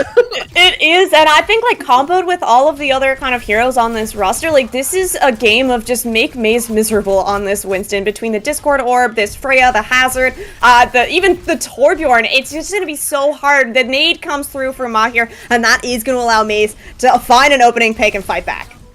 Yeah, and then two fall as Maze walks straight into the Bluff Creek backline, killing Sandy, and then Aiden finishing the pick on to Oddeye. Water does fall to Munching, and now Reprieve going to be looking to set back up here. And I think that at the position where the cart is now, it's going to be harder to get value from this Ana Zen backline. On that first kind of corner, you can have them set up very, very comfortably in the background, but now Bluff Creek has the onus of kind of taking this high ground, so you need to try and create the space, but the Nano already available goes straight onto Maze. But the Zen does pop Trank for it as well. Now they're going to have to use this Primal Rage from Maze to just try to make something happen. But Tally able to find Foliage in the back here. It does find Luster. Both Freyas out of the fight. Now, if you are a Reprieve, you're setting up, trying to play safe, trying to stay away from this Torbjorn. Torbjorn does throw turret onto high ground. Sandy trying to walk high ground as well. Munching does kill the turret as Tally setting up for a dive, possibly. Munching pushing Tally off onto the low ground, now having to use their cooldowns to get back to their team. The Molten Core coming out for Water right here, and the Nano coming out for Oddeye as well. Luster playing a little bit on the flank. Foliage does find a pick onto Sandy finally on the high ground. Now Bluff Creek going to try to play a little safe here, but does find the pick onto Foliage, so it's an even fight. Tally trying to find one more pick on to Mahir does find the pick. Mace does find the pick on the Water though, and Aiden falling really low in the back line. Tally really low in that front line, trying to use Wall to keep himself up, but Munching going to find the pick finally, and Reprieve going to stagger out the last two members of Bluff Creek. Creek are just having such a hard time on this second corner. You really need to get Sandy and Oddeye kind of rotated into that server room, but walking through this high ground has just proved to be such a problem, and Reprieve have both DPS ultimates now ready to go. The Transcendent's not going to be there. In fact, all the ultimates going to fall behind, but Sandy, again, an opening pick here for Bluff Creek. That's going to allow them to push into this high ground. Yes, it is, and that's a really good pick onto that Freya. That's what you want to get out. Aiden, gets slapped out of the Dragon Blade And now Aiden going to fall very quickly as Bluff Creek just sweeps up the rest of this fight with ease. Oh, the supports for Bluff Creek just absolutely carrying that fight. Now, there is going to be an engage here from Maze for a short little moment, but nobody from Reprieve is going to be able to follow up on that. And now, Bluff Creek, you're moving into second point. You didn't need that's there. You built up to some. You do lose Luster, which is unfortunate, but we do see Tally at least getting kind of set up on this high ground. You want to put some pressure up there so Foliage isn't there for free. As you say that, Aiden is just in the backline of Bluff Creek killing Sandy. Yeah, no worries. We don't need to worry about that. Foliage is going to be coming back to respawn soon and now going to be able to poke as Maze trying to just jump at Tally, force them back. Luster looking for a pick onto the high ground, and now Luster falling really low after the Maze is jumping on to Luster. Not quite able to get the pick though, and now Bluff Creek just going to have their ultimates online and ready to go for this next fight. Yeah, and you're going to have to use at least one or two of these ultimates because Reprieve is set up on this ship. This is such a strong position. Nice! The downpour right onto the ship. That's great for Bluff Creek to start out. It's actually awesome for Bluff Creek right there. Finally finding the picks they need to get them off of the ship, and Bluff Creek is going to get free push. They're going to set up on the high ground. They're going to be able to take a little bit of control here on this map. Yeah, we do have water over on the Tracer now, so off of that Torbjorn as well. So you're going to be able to have at least a little bit more mobility, a little bit more opportunity to kind of clean up the kills here. As it looks like Tally trying to catch Aiden out here, but the support's getting primaled in the backline. I think Maze is taking a nap instead, so now the backline is going to be able to get away from this primaling, Winston. They are still going to get a little bit punished, but they do have the ability to drop back. Foliage able to find the pick onto Luster. Oh, but Sandy getting anti and Foliage finding the kill. Bluff Creek going to have to back out of this fight and play a little safe. Yeah, and now a minute on the clock. You don't have a whole lot of fights left kind of in this time bank, maybe one or two. You have that Pulse Bomb and the Transcendence ready to go, but we have seen Mahir hit some very, very nice nades, so Sandy's going to have to be really careful here to not let that one cooldown kind of shut down his entire ultimate. And while Adai is out of the fight, so already that's a lot of healing gone for Bluff Creek. Yeah, and there's just not much that she can do there to save herself, as this Freya is just spamming down. There's not much that Bluff Creek have for an answer. Water going to be looking for the pulse, but not quite able to find it. Aiden hears the footsteps and is not letting that happen today. Yeah, it's a nice kind of position here from Water, but unfortunately everybody from Reprieve is pretty much set up on this ship, so it's going to be really hard to kind of get up there without being noticed. Yes, as we see Mace jumping in the backline, but Sandy popping the Transcendence to save Lester, and now if you're Bluff Creek, you're trying to make something happen, but I don't think they're going to be able to. The bullet shot coming out from Foliage, not able to find anything. Tally sitting in the front line, trying to take care of Foliage, not quite able to. Does find the pick onto Aiden instead. Maze able to kill Luster in the back line, munching with this rally, trying to look at Water. Does bash, but not able to connect right there. And now overtime is ticking down here. Tally is just barely away from point, but does die. So now it's up to the Tracer to try to touch. Just barely gets the touch, but now Bluff Creek backcapping actually, as the rest of the backline dies. But backcapping nonetheless. Not quite gonna reach that second checkpoint, but, you know, a solid amount through second point, especially considering how much of a struggle Bluff Creek, I think, had kind of on that first point until you had your backline kind of open things up. But this does set up a very clear kind of win condition here for Reprieve. Taking a look at this scoreline, yeah, Tally with the 3 deaths is not too bad, and Water as well, so nice kind of resets from the side of Bluff Creek, but I think, especially on this second point, once Reprieve got kind of set up on that ship, when you have the hazard, you only have so much kind of mobility in that leap, and when there's 4 people waiting for you at the end of your violent leap, it's really hard to sustain through that. Absolutely, and as you saw, Luster and Adai both have 5 deaths apiece, which is 2 really big pieces of your backline at this point. That's that Ana, was that Ana, and was that Freya in that last point, and there's not much they could really do there. Once they were dead, you just had to instant reset, because that was your key pieces in keeping you alive, and or your spam damage to try to let this hazard be able to find a pick onto that high ground. There's just nothing that they could really do. Exactly, and yeah, like you kind of alluded to it there, a little bit of a comp change here for Bluff Creek on the defense, as we will see Sandy over on that Ana. Adai gonna go ahead and pick up that Brigitte here. We do have Water back on the Torbjorn, so you know, you have kind of this extra layer of protection for your supports in that Torbjorn turret, and Reprieve, well, it's essentially the same composition here. No fancy TP to get them out. It's just going to be done the old-fashioned way. Yes, it is, but I'm curious to see if they're going to rotate up to this high ground and take a little time to rotate. They do opt to rotate up to this high ground here in Munching, walking to the boxes as we speak.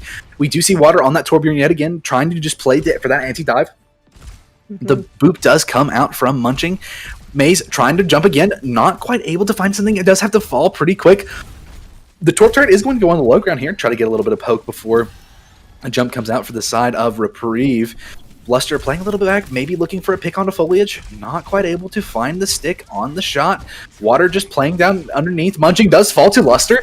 Now, Bluff Creek has opened this fight up for themselves. If they can find a pick onto the rest of this backline in here. Mace going to be jumping in. Not quite able to get the whip shot from Odd Eye. Does have to prop shield and fall back pretty quick. Water with the turret kills Aiden. I'm not sure what happened there. So unfortunate. Yeah, I think Aiden was trying to destroy the Torb turret, the deflect kind of ending, and then the Torbjorn was actually shooting at him as well, so you are going to fall there. And Reprieve, I mean, you can force the card as much as you want, but at some point you're going to have to take this high ground away from Bluff Creek, and with this Hazard and Brig standing up there, it's going to be a task and a half for Maze to just get up there with some HP. Yes, she is. But yes, they are. But the turret able to find does not able to find a pick, but it does get picked off. Excuse me. But they do have the nano online for the side of Bluff Creek. I'm curious to see how they're going to use it. If they're going to use it on to Tally or use it to save Odd Eye here. The bullet shot does come out. The nano does come out on to Tally. Bullet shot coming out for the other side as well. Luster not quite able to find anything with it. Tally does get slept by that Ana. Now, Reprieve choosing to back up a little bit, but they still have the advantage here with that Ana down. But Munching does fall to Luster, and Aiden takes out the turret yet again. Now, Reprieve, they're going to be pushing forward, but I'm not sure if they're going to be able to really do anything here with your breakdown. They are looking for the pick on to the Torbjorn, but not quite able to find it. Aiden just setting up with their Torbjorn yet again, but Tally able to find the pick onto Maze. There's not much that Maze can do. They're getting cut off from his supports yet again. Yeah, we can see Reprieve is trying to get Ma here set up in this side, but oh my gosh, the downpour comes out from Tally and just immediately shuts down this rotation, and that's kind of the risk here that Reprieve is running, is that once you get this high ground, it's not enough to kind of just hold this high ground. It's about this continuous kind of rotation, and it feels like Bluff Creek are doing a really good job of catching Reprieve while they're trying to complete these rotations, and it's just sending Reprieve back to the spawn over and over. Yeah, and there's just not much that Reprieve can really do here. They're not really getting the push that they need and the picks that they need onto this backline. I feel like Odd Eye and Sandy are playing really well together right now. And Tally just pulling the peel back and making sure that... Munching caught out here. Tally able to find the pick onto Munching. But the peel from Tally is good as well, but also still able to pressure their backline. And it's just unbelievable what Bluff Creek is doing to dismantle this Reprieve frontline. Yeah, exactly. It's just the space is just not there, because the Torbjorn and the Freya and the Hazard from Bluff Creek are really just shutting down any of the space that's trying to be created by Maze. But Reprieve, you've got 5 ultimates to work with very shortly here, so this is really going to be your big chances. 30 seconds on the clock. This could be your last shot at trying to pull out the early win in this match. Yes, it is, but Aiden still has the Dragon Blade, not quite able to use it, dies early. The Primal Rage coming out, but Odd Eye popping that rally, and then Maze is going to have to give up on the kill, electing to go back to his backline. Munching does fall to the Torb ult. I'm not sure how that happened. The nano comes out from Maze onto Maze, excuse me. The bullet shot comes out onto Maze's shield, and now Maze is just going to be alone by themselves. Not much they can do. Foliage trying to find a pick, does find a pick on the Luster, but Sandy able to finish the kill on to Foliage, and now Bluff Creek. A great win right there from them. Yeah, that was a very, very dominant watch point. Excellent control of the high ground from Bluff Creek, using their cooldowns to really, really shut down this engagement from Maze, which ultimately kind of meant that Foliage and Minky just weren't able to really find the value that they needed. So excellent control there from Bluff Creek to tie us all up here 1-1. Yeah, and if you're Reprieve, you looked really strong on that second point defense, but now you're not able to cap on that on first point. You kind of have to change your game plan. You're going into another control map. That's where you won last time. You won on a symmetrical map, so maybe you can reset your mental, go into this map with a little bit of a reset mind, and play better. You're going to be able to play the little brawl comp that you played beforehand. Yeah, and that's a good point. It's like Bluff Creek seemed like they were doing a really good job kind of in this hazard composition, and a little bit kind of unconventional with Water playing that Torbjorn as well on watch point. So maybe Reprieve is a little bit kind of caught off guard by that. You definitely don't see it all the time. So the damage kind of just too much for the Winston to take care of, and banning out that Diva was so smart from Bluff Creek. If that's the composition that you're gonna force, yeah, you just shut down the Winston kind of over and over again. And yeah, like you said, really good control kind of for Reprieve on that second point. But yeah, Bluff Creek, they played it better on first, and ultimately that's what's going to get you the win. Absolutely, and it really felt like Bluff Creek just had a better understanding of how to play on defense for their matchup. They felt like they really understood that when they banned out that Diva, they knew that they had to play a bit more defensively into this Winston. As you saw, typically, Tally was jumping back into his backline to force the Winston to jump back out, or if he didn't have to, if they were booped out already, if they were naded, he would have instantly go onto their backline and force them to use cooldowns, and then their Winston stranded in no man's land with nothing that he can do. Yeah, knowing the timing of when are you needing to kind of do the anti-dive, and when can you basically just dive the backline, and Bluff Creek were timing it really, really well. So looking good, bouncing back very quickly from that new Queen Street loss. And you touched on it already, C#, but our tiebreaker map is going to be that control map. So we will be heading over to Ilios. Yeah, this is a map that I'm more excited to see. Of course, I hope the Munchin comes back in so he can get those boop kills. Yeah. But at the end of the day, I think this is a good map for both teams. I feel like they both want to play this more rush flavor of comp. They really don't want to play that dive. We did see that Bluff Creek is good on the dive. However, you can still play Hazard in more of a brawly style. And you can still play Hazard in... Never mind! We can't play the Hazard. Yeah, it makes sense. Reprieve not interested in that Hazard comp. I mean, you're still going to be able to, slot another tank in and still potentially play the same composition. But yeah, a very big kind of pick on the Tally tank. But I mean, Reprieve, or sorry, on the it was Tally. They do have, Bluff Creek do have that second tank available though, so we could potentially see Donk come back in here, or I mean maybe Tally has other tanks in the hero pool as well. But this is where we see kind of like, this is where you want to have that depth of a roster, is that you can potentially just sub your other tank in and roll with just a totally different composition. Absolutely, and I really feel like Bluff Creek, they don't mind the Hazard ban because they were able to switch in. And like you said, we saw that they wanted to play Ram on the first point, and even some Orisa, maybe even some, Hazard. They played Hazard, but who knows? Maybe they have other tanks that they're able to play, and we just hadn't seen them yet. Yeah, exactly. And we will see the Lucio being banned out on Ilios here by Bluff Creek. It feels like a crime. Oh my goodness, the Lucio map. But yeah, that's a good point though. I mean, like, Munching was doing really, really good on that Lucio on New Queen Street. So taking the Lucio out of the map where like you have the potential to have so much impact in these fights makes a whole lot of sense. And that makes me wonder if we're going to move kind of over to maybe a Juno Brig backline. I expect that we probably will see the Juno just for kind of like that mobility. The speed ring is really useful for these control maps. But yeah, this is going to be interesting backline here on Ilios. I'm very interested to see how that Reprieve play this. Considering that now that Lucio's banned, maybe you don't sub muching in and you want to play that Juno Brig backline with a team that you already have in and see how it flows.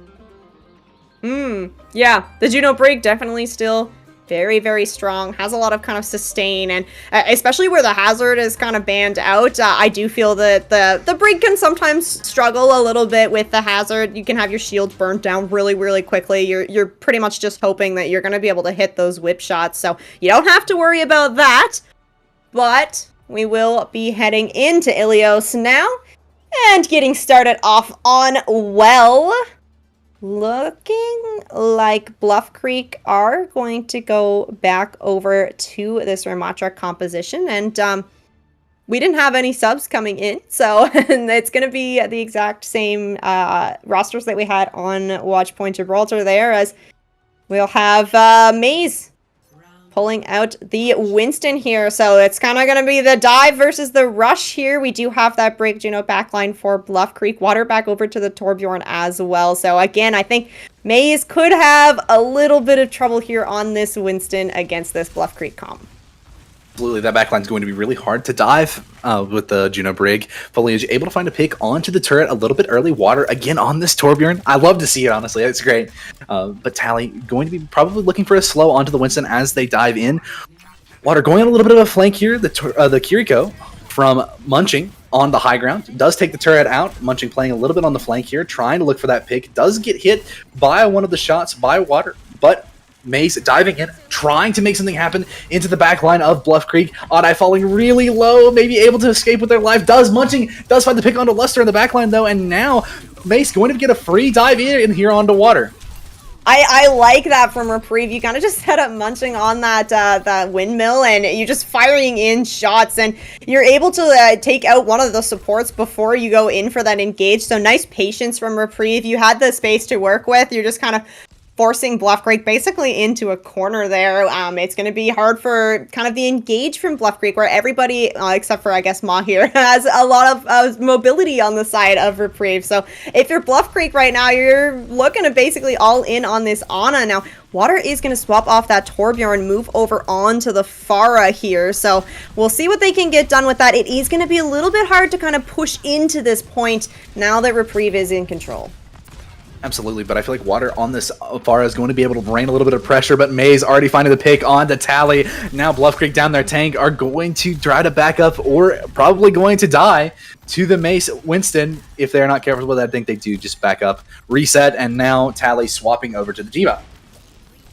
Okay, looking to do a little bit more of a dive yourself if you're Bluff Creek. You do have the damage from Water on this fire to kind of work with as well. If you play patient enough, you are going to be able to build up to this orbital from Bluff or from Sandy. But I mean, both support ults ready to go for Reprieve, and yeah, Mahir's hitting that nano. Yeah, and Mace diving back into the down into the backline. Odd-Eye falling really low and dies to the nano. Aiden able to find a pick onto Luster with the reflect. Water does find a pick on a Foliage in the backline though.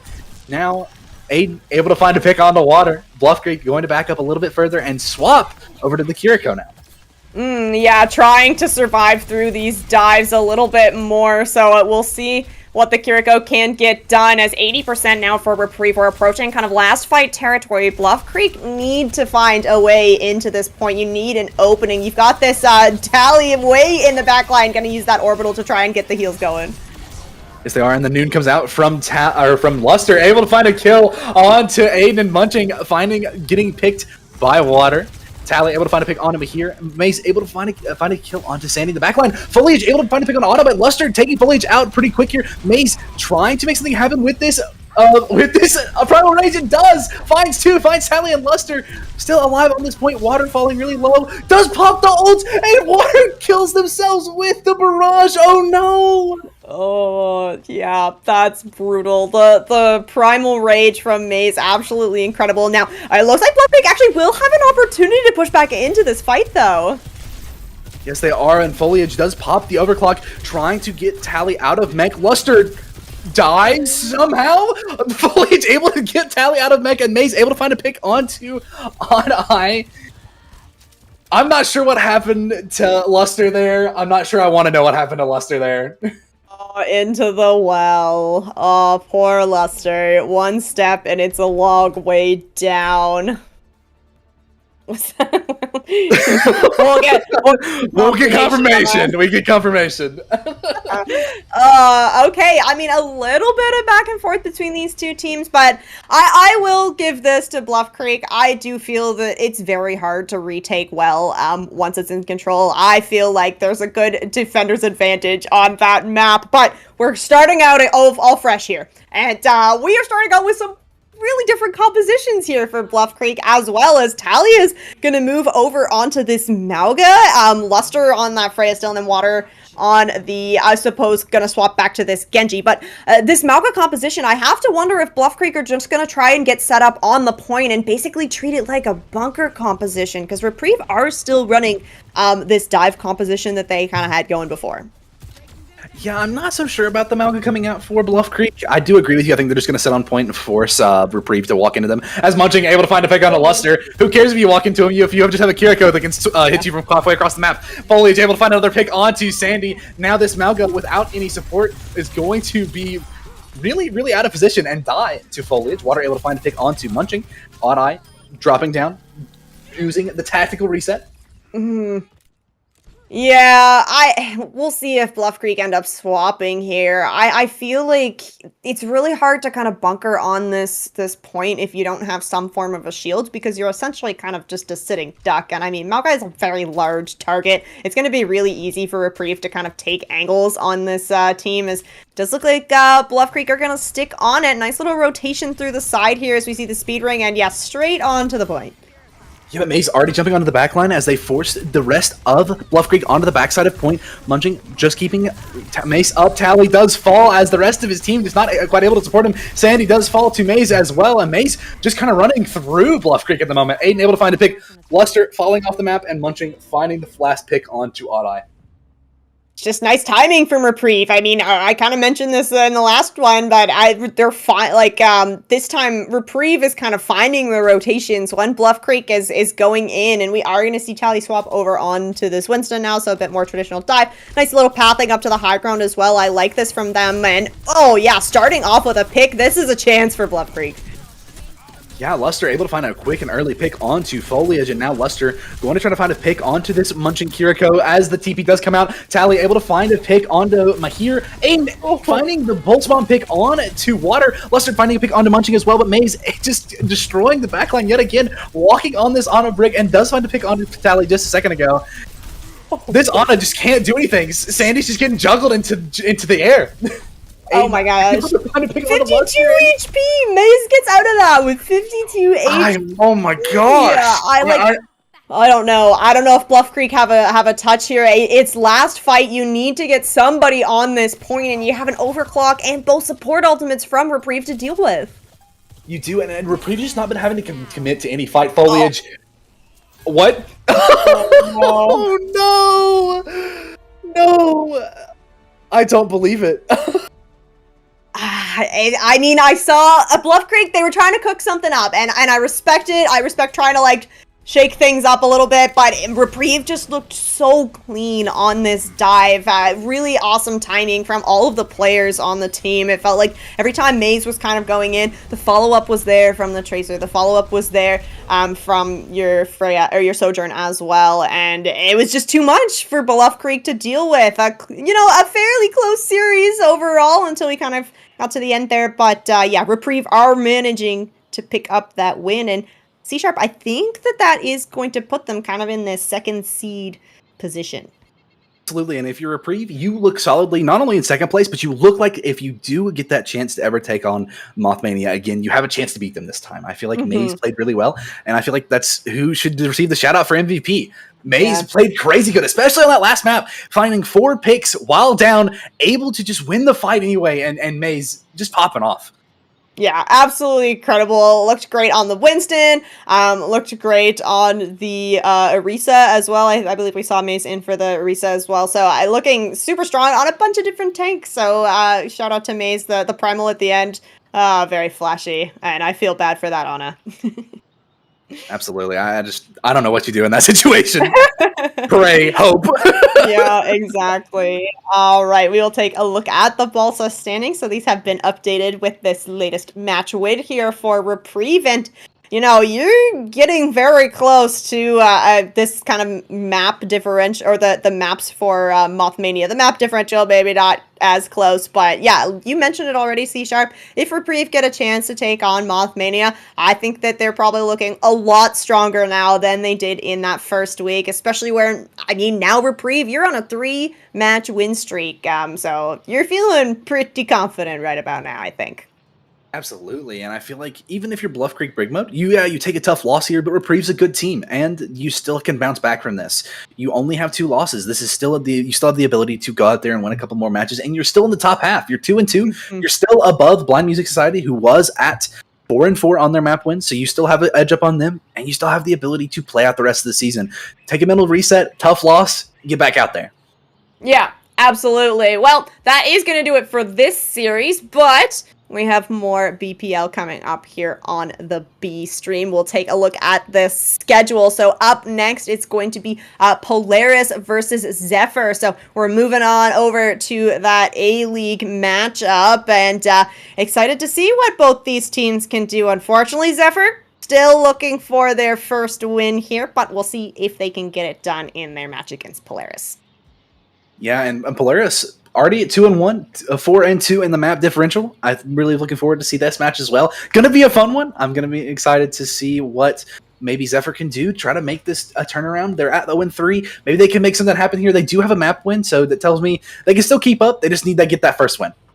Yep, exactly. So we will throw it to a quick break while we get these teams all set up. We hope you'll stick around for that A-League match just after this.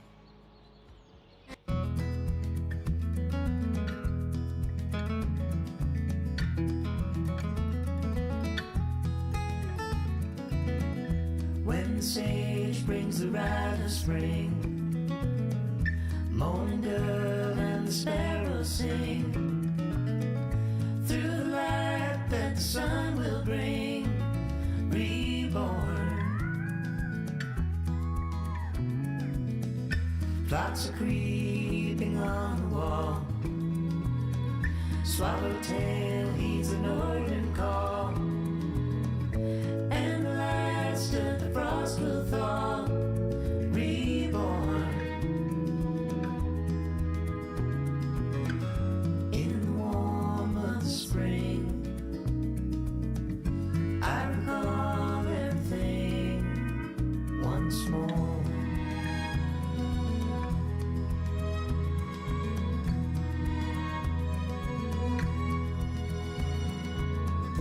Heavy air and the smell of rain, muddy grasses across the plain, red-winged blackbirds soft refrain, reborn.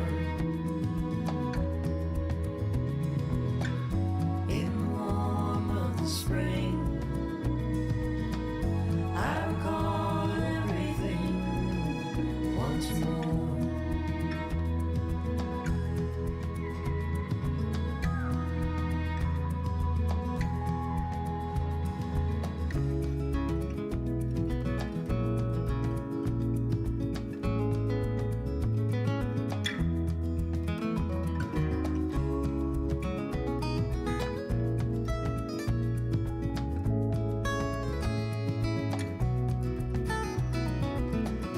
As the winter comes to pass, every one of us is home at last. Every leaf, every blade of grass, reborn. In the warm of the spring, I recall everything once more.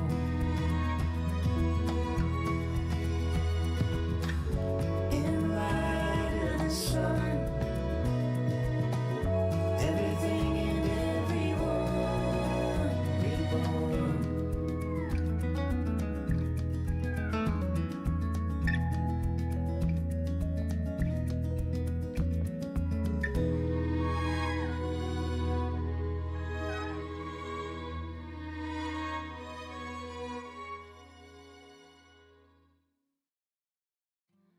어디서부터 담을 수 있을까?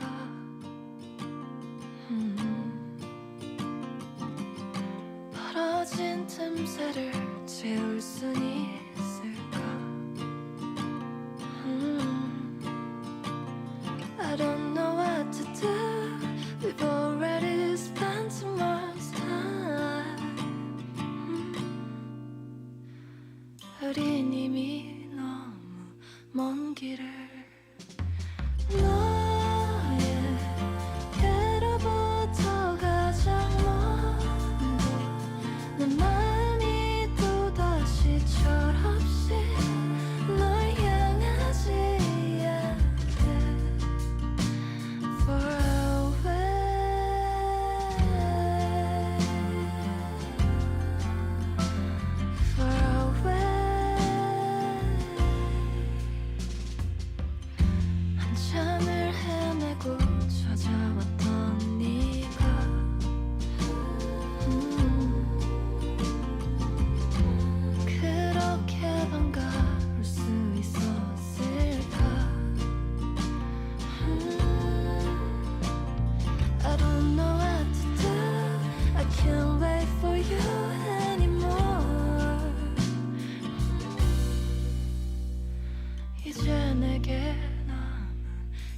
인사를 건네줄게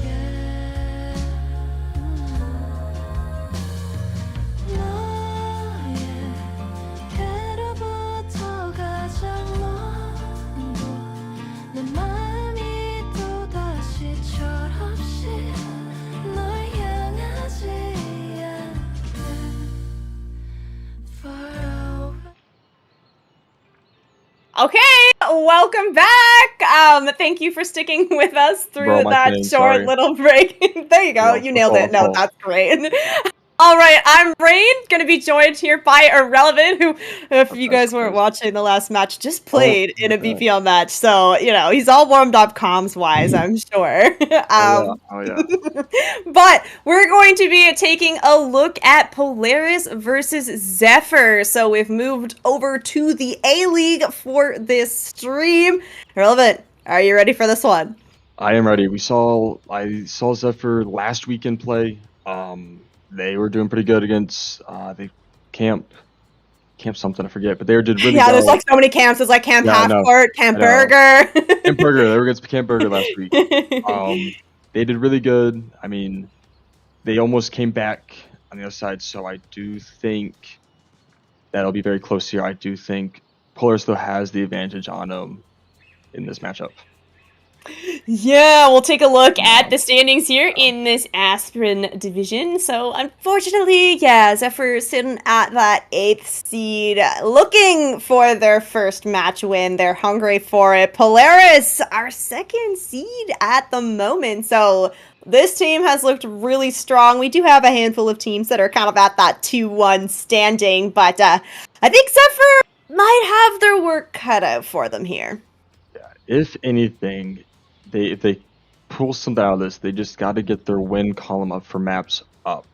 They can't be swept because I mean they're already down -5, and that's people are at -2, and it's a 1-3 versus their 0-3. So if they can pull off a win here, that's great.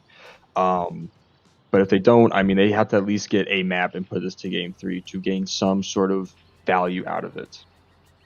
Yeah, that's a good point. So if you're Zephyr right now, you don't want to just win. You want to, like, maybe 2-0. Like, you want to get as many of these maps as you can. Like you said, the map differential, not looking super great right now. So you'd love to turn that around and get a couple maps on the board. And I mean, hey, if you could take out the 2nd team seed while you're doing it, that's just even that much better.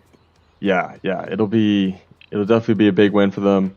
I think going into this though, Polaris can't fall for a trap game. They can't just come into this and be like, oh, this is the only team that has won a game.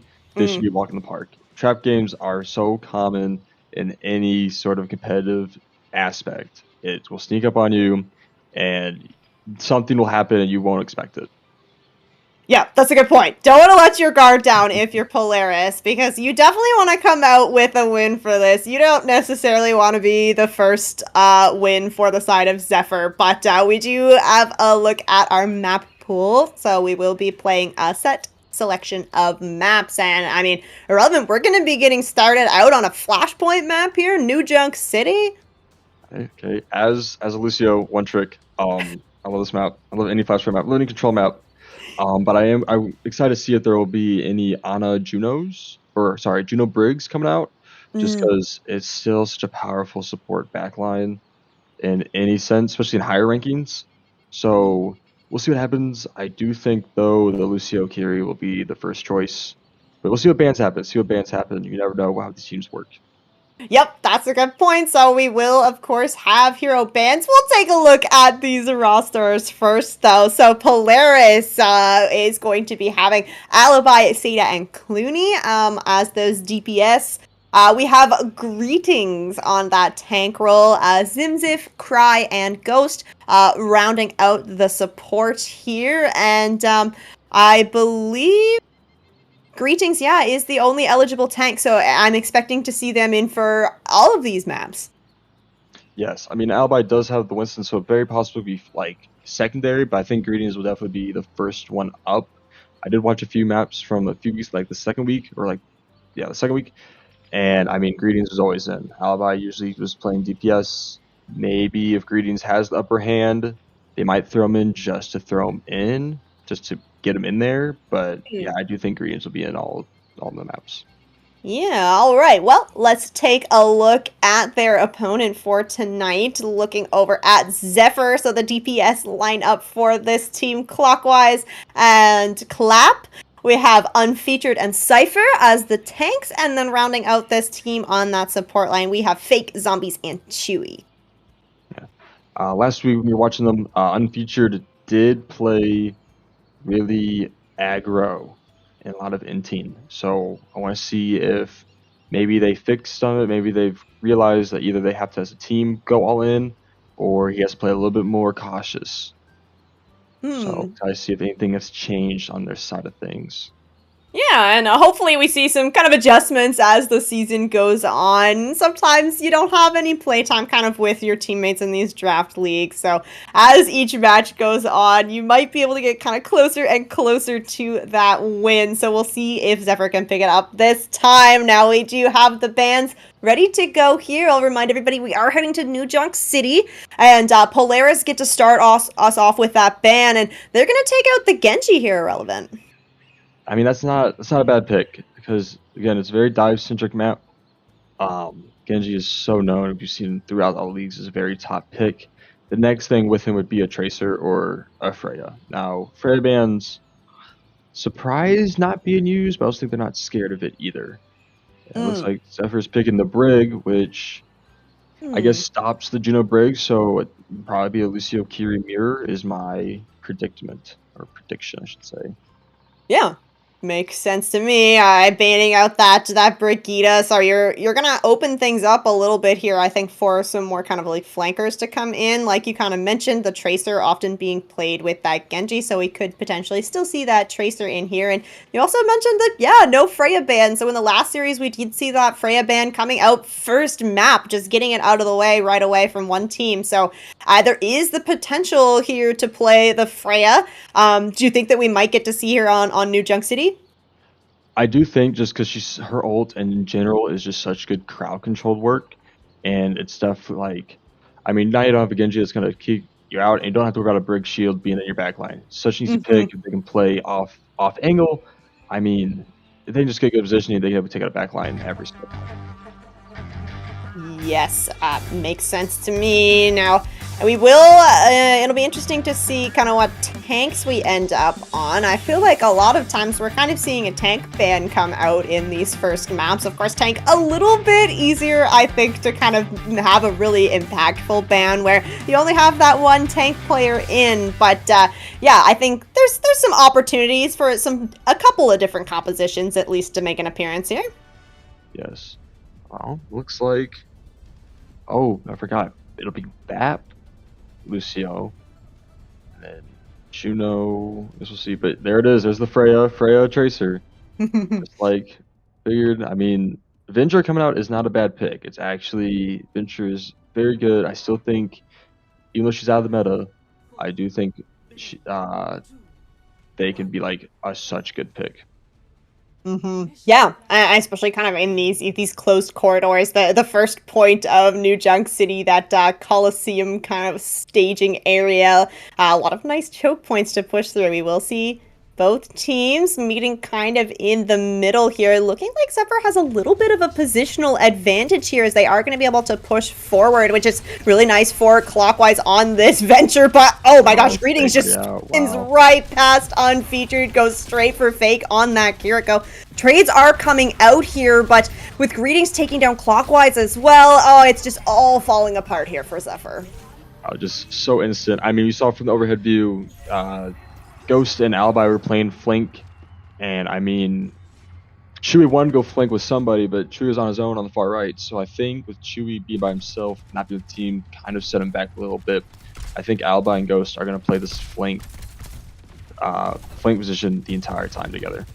We see Polaris kind of set up on a little bit of a split here. It is Greetings kind of holding down that main line, but Clap being pressured out here. Nice from Alibi coming up from behind is going to take out that Sojourn here, and already Polaris like up one in the fight. Lucio is very low. That cleanse has been used as well, and that's the go button for Polaris. Everybody pushing through the choke point and cleaning up Zephyr. I mean, Alibi and Ghost are just gonna overpower Clap and Chewy on the flank every time. unless Clap can get something going, I think Chewy Alibi is going to be in the punch every single time. Yeah, now it's getting really close in the percentage too. We will see that window come out, and that is nice for Polaris to put some pressure on. Unfeatured does manage to pick up that kill onto Zymph, but otherwise it's looking like Polaris are going to hold. Ooh, the touch actually coming through, the flip not quite there as Zephyr not able to keep the bodies on the point. Clap finding Seda, but overtime is going to burn down, and that's Polaris picking up this first point. Yep. And I mean, now you see Zephyr comes out with the mirror to mirror side for both teams, mirror 5 stack. But I mean, that's three ults used for Polaris and only 1 ult used for Zephyr. So they have the Q advantage by percentage, but as of actually having the Q, Polaris will have the advantage here. We are meeting up over here on bomb flats. Seda already finding Chewy and Alibi moving in to find another pick as well. We just see Polaris absolutely rushing forward when they get these first picks in the fight and just forcing Zephyr out, if not sending them back to the spawn room. I mean, Polaris is just not, they're playing a slower tank with Orisa, and they're just not even playing like, they're playing on Orthodox with her. I mean, I get the whole speed, but I mean, usually with Orisa, you set up and you hold choke point, and they just want to run it down their throats to get something going and get them off balance and off pace. Okay, now we're cool down already. The gold has been forced out from a unfeatured. Greetings gonna go ahead commit this Terror Surge, but holds it a little too long. That's gonna allow Clap to get in and finish that kill off. Chewy committed that sound barrier for Zephyr here, and that is going to allow them to push in and flip this point over. Yeah. I mean, the 1 ult used to 1 ult, so they mashed it perfectly, so it's still 3 ults. Looks like potentially 3 ults this next coming fight. Maybe 4 if Kira can get it off. But I mean, Alibi just playing, Alibi and Clap just doing their Tracer 1-on-1s, doing a bunch of Okay, the nice blink in there, the headshot to Clockwise. Now, we do see Ghost, she commits that beat, but it doesn't connect onto everybody from Polaris, and Clap picking up Seda as well. Nice pulse! 2! Oh my gosh, the 2 for 1 stick. I think Alibi recalled back into it, or blinked. She was not there originally. No! Oh, that feels so bad, but Polaris is still in control of this point at least, and you're going to have to dislodge Greetings if you're Zephyr, and we do see Unfeatured actually swapping over to the Wrecking Ball here to try and maybe get back into this fight. Now, Alibi back in, and Seda's gonna go ahead and commit this Bola as well. It takes out Chewy, and what was looking really good for Zephyr, now you're just trying to kind of stall for percentage here if you're Unfeatured. I mean, Zephyr did a good job. I mean, they were at 60%. They managed to flip it and gain 28% flipped in that little bit of team fight there. So, not horrible there to stall that. I mean, everyone's going to be coming back similar. So, we'll see if Polaris plays aggressive here, or they're going to play a positional game instead. We do see Unfeatured swapping back over onto that Orisa fake. Gonna go ahead, commit that Kitsune Rush. Zimps is going to match that as well, and Greetings using that to take down Chewy. The spear, though, from Unfeatured connects onto the Kiriko, and Greetings out of the fight as well. No tank here for Polaris as it is in overtime. Now Zephyr has to stay on this point, but they're finding all the kills that's gonna make it happen. Is Chewy gonna get out? Chewy does get out. Oh, I mean, makes sense not to chase. I just thought the javelin was going to get him there. They do have a touch. They should. He does not get there in time. Okay, and now, I mean, Zephyr is kind of walking forward here. Polaris on the back foot. Zephyr would love to try and catch somebody out here. Now, the Suzu was forced out there from Fake. Greetings has this Terra Surge ready to go, but no, both teams just going to do a little skirmish and then go for a rotation over to Refinery. Yes. I mean, you see Clap got Pulse Bomb. They got Seda has ult here. I mean, Clockeyes gonna have ult again, but they're gonna fight a 4-point again. Yeah, okay. Bola committed here from Seda, so this is a very aggressive engagement here from Polaris, and you find that opening pick, but Seda traded out, and now with Unfeatured down for Zephyr, you don't have your tank. It's going to be so hard to stay in this. You need to trade out. Greetings. This Pulse Bomb, it connects from Clap, but you still are down in numbers here. It's just Chewy, Fake, and Clap trying to stay alive here. Now, you are looking to potentially put some pressure onto this point. You don't want to let Polaris necessarily cap this for free, but, oh, Alibi finds Fake. It's Kiriko's traded for both sides, is looking like Zephyr wanting to stay in this, and now you have the backup from Unfeatured. It's going to allow you to get set up on this point first and start building some percentage. I think Clap hasn't missed a pulse bomb. I think 2 for 2 on the pulse bomb so far. Alibi needs to catch up, I think, in that stat line somehow. Look at... Wow, what a javelin throw. Oh, yeah, Alibi gonna have to be so careful looking for this pulse bomb as we see. Okay, clockwise, a little bit split there. Well, we have the Terra Surge kind of being committed over here by Unfeatured. Yeah, and the beat from Ghost connects, but it's not going to be enough to keep Alibi alive. That pulse bomb not going to make it out. Unfeatured staying alive through all that. The Kitsune Rush from Fake doing enough to keep his tank and his team alive. And I mean, I'm not gonna lie, Ghost kind of got Zimzif caught out there, trying to get out, and Kiriko just got first pick, and then he was just next.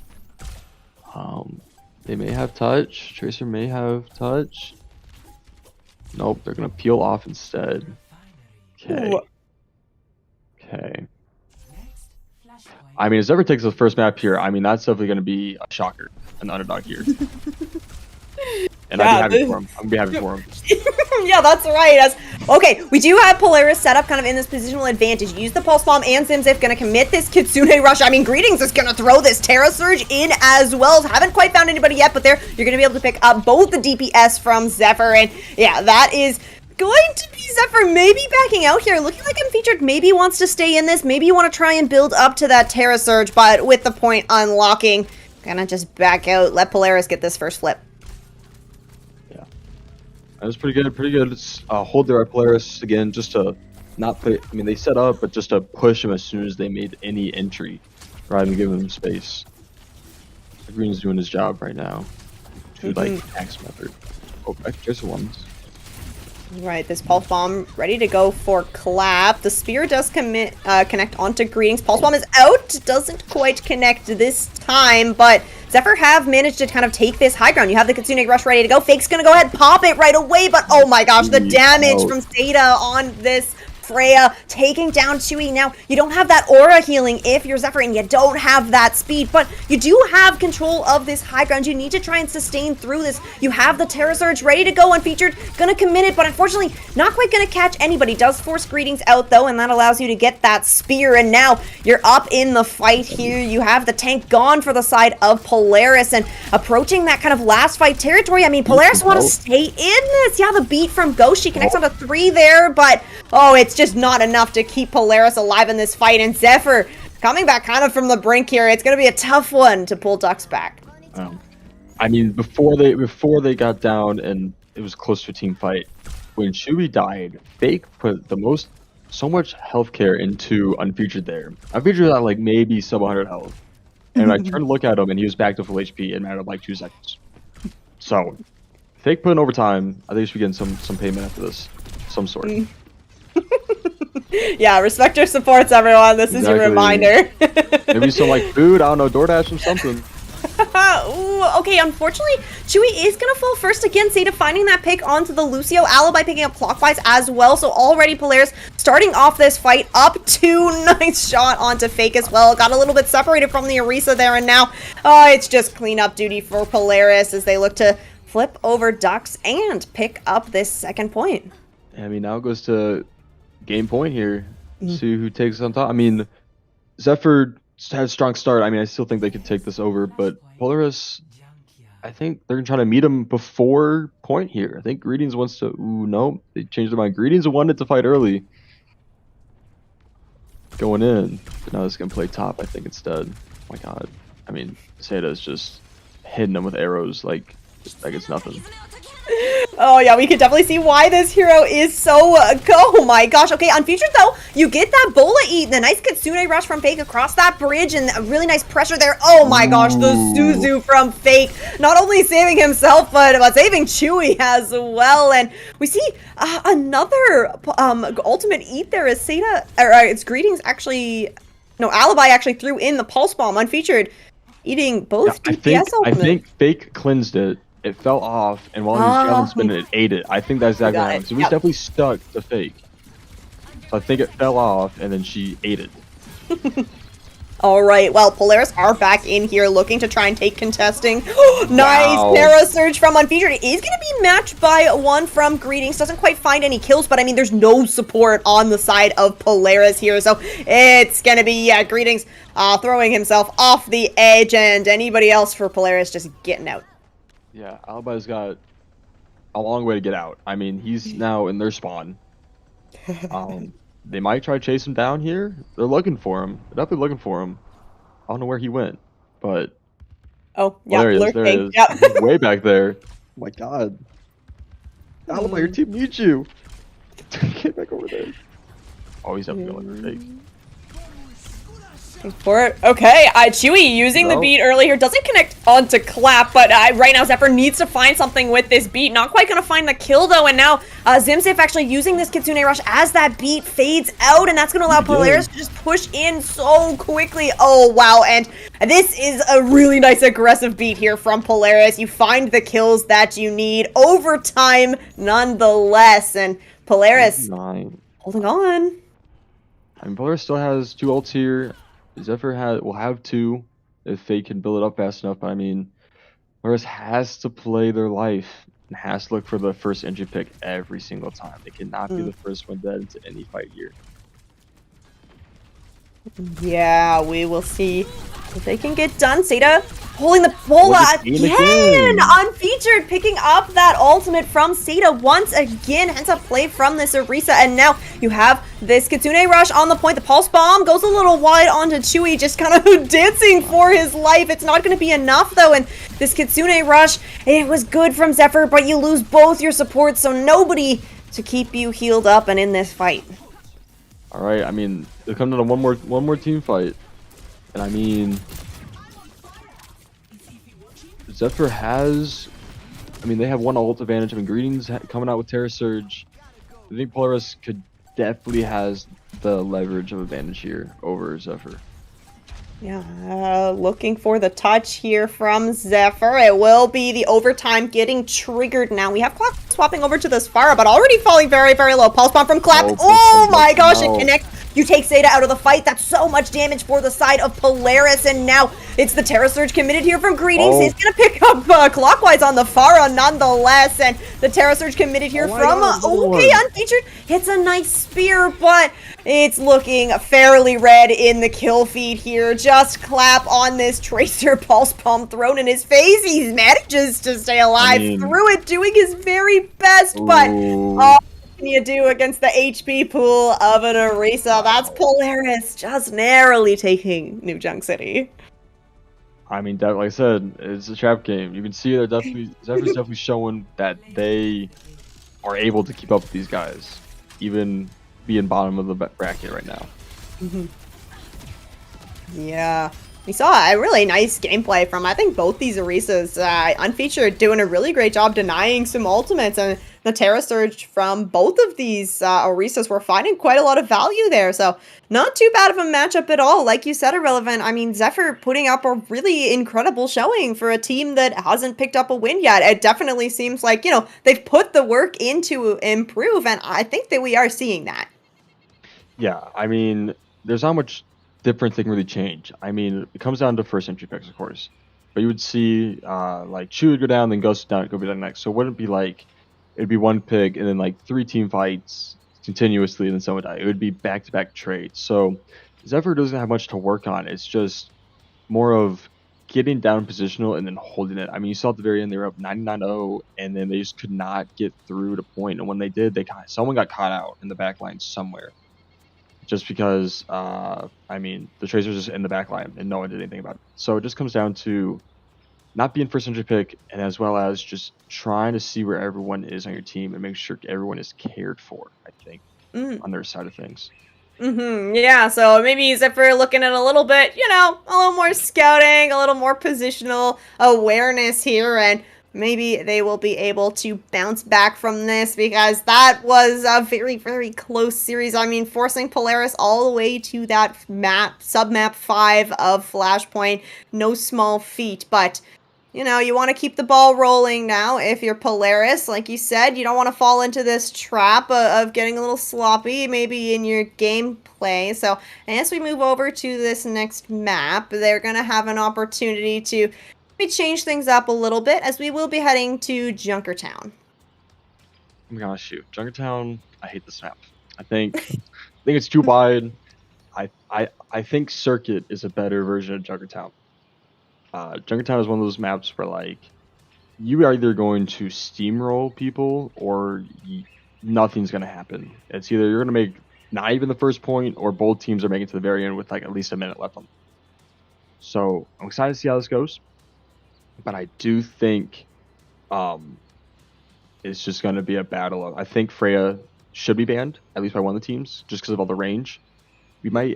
Widow is very prominent, same with Ashe, but we'll see. But I do think Freya should be banned, because whoever gets Freya, they're just going to deal unlimited damage from unlimited range, and there's nothing you can do about it. You're just kind of stuck there, just getting pelted.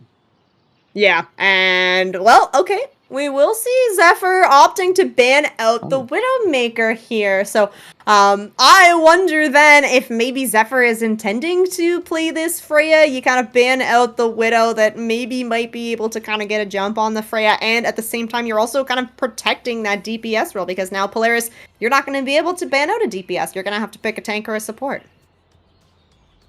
Yeah, I mean, ready to see. I mean, Widow is not a bad pick to ban, especially just there's a lot of high ground and little like areas they could sit. It also depends what they're gonna play. I mean, not having Widow does not get rid of poke entirely.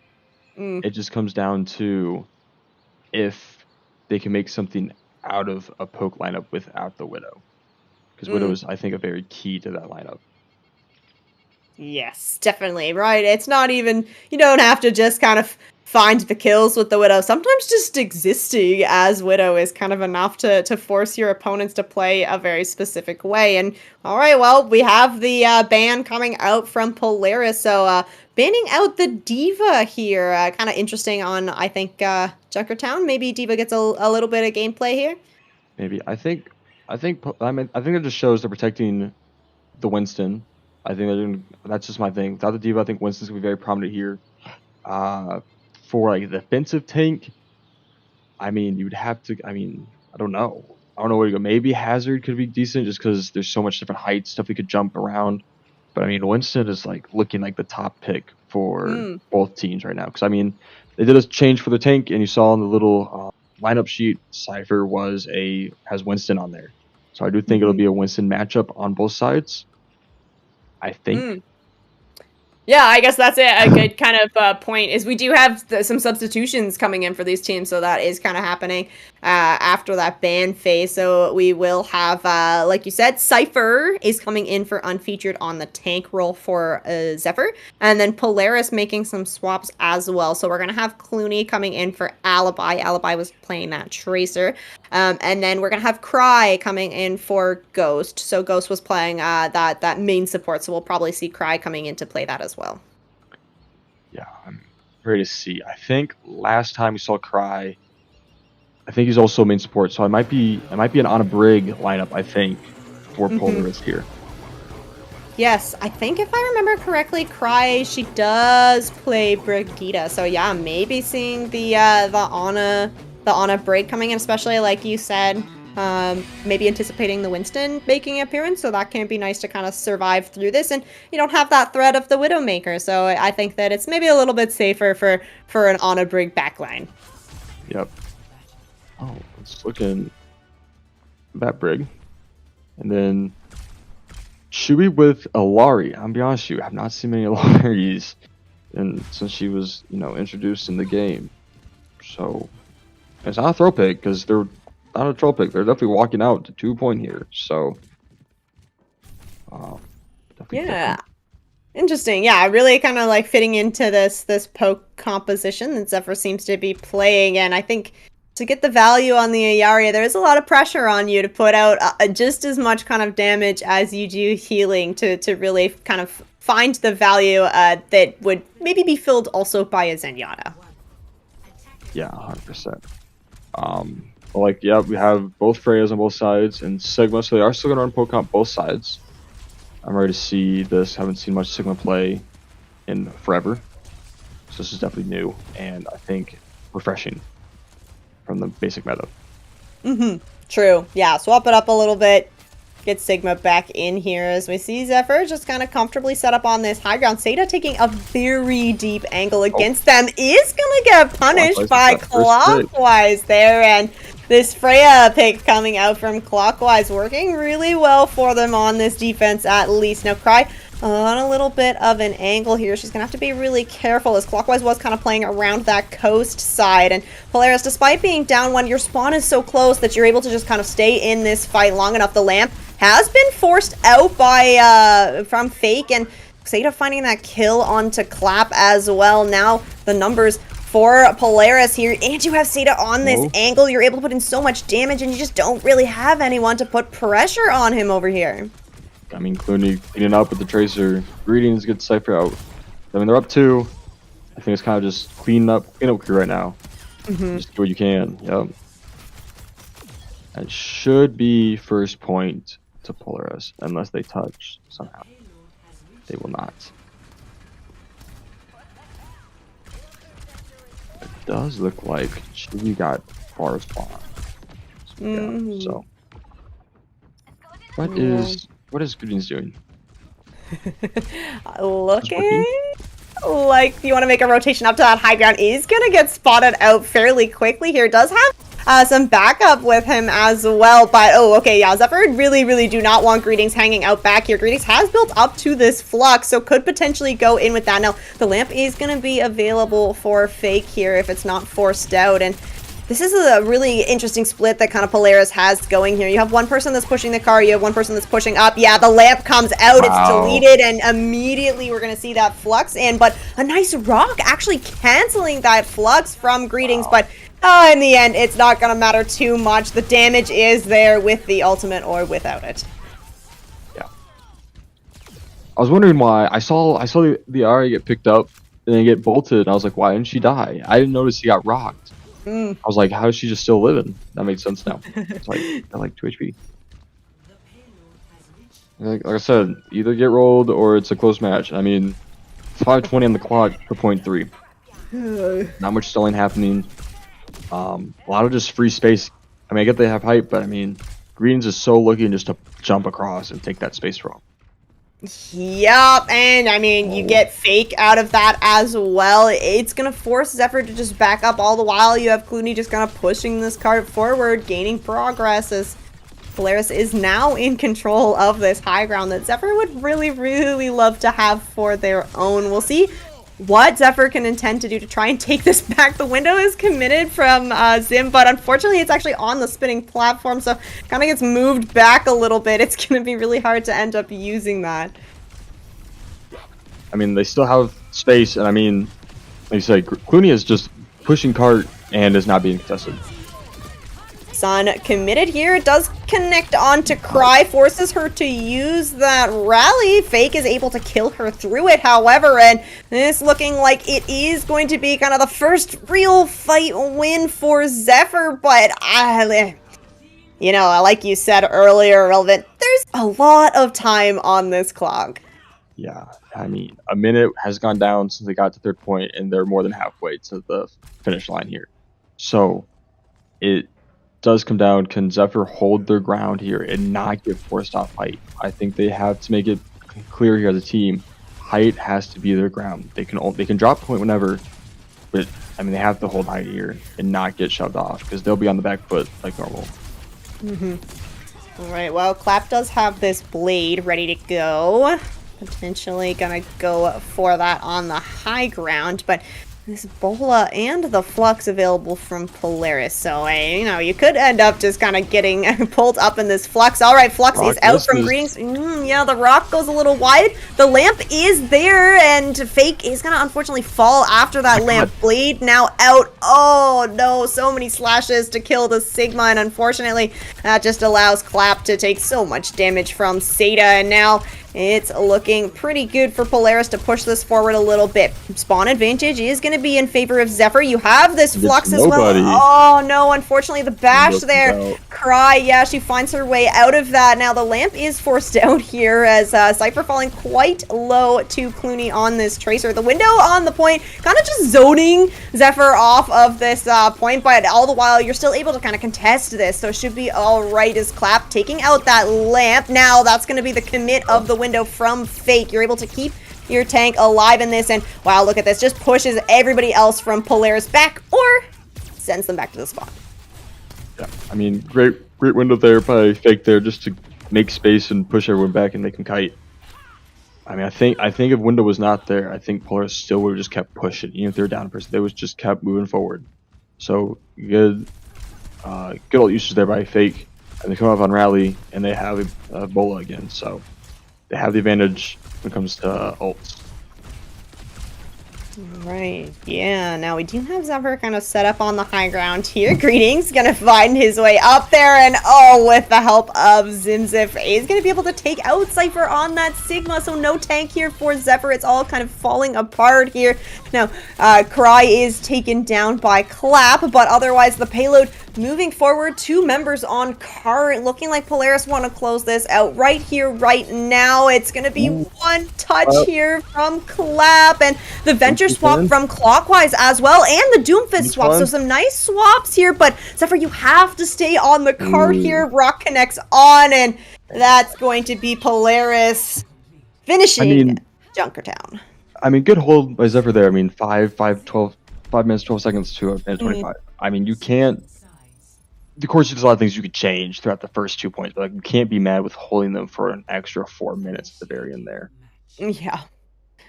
And all stats. I mean, this is a Cry. It's close. The healing side's a close when it comes to like actual healing. Damage is more on the Zephyr side between the supports, and then I mean between tank, between Cypher, Greens is just mopping Cypher and the tank diff right now. Yeah, Clooney with the 1 death as well. You love to see that from a Tracer. Just kind of able to like find his way out of every fight, even in those handful of lost fights. Only dying once, like you're always alive. You're always a menace, even if you're just kind of existing in the backline, creating pressure. Yeah, and that's a good thing for definitely the support line, because that means you don't have to look for him often, which is not a bad thing. It just means your attention is now towards less people and more of a less sporadic group to look at. Definitely helps the backline to just focus on the tank and the other DPS the entire time. Mm-hmm. Okay, interesting. We have Cry over on the Lifeweaver here. We remind you all, yeah, we're here on Junkertown. Don't forget it. Yeah. I know the game. I know they just opened the doors, but yeah, there's a paywall. Take a look at this map set in case you've forgotten that we're on New Junk City or Junkertown. See, you can't even trust me. I said New Junk City. What do I know? As we are over here, we're back into it. Polaris on this defense, and yeah, I kind of mentioned it. Cry on this Lifeweaver. Interesting. We've been seeing a little bit more Lifeweaver being played, but so far Zephyr doing a really good job just kind of taking space here. Cypher going a little bit too deep though, kind of breaking that LOS of Fake and Chewy. The backline not able to keep that tank alive, and ultimately that's gonna add to just the rest of the team falling. Yep. I mean, I don't know how Cry didn't get caught out there. I mean, Zephyr made so much space, and he was just Lifeweaver was just all by himself behind like that little building over there, and no one looked at him. Yeah, quite the angle that Cry is controlling over there.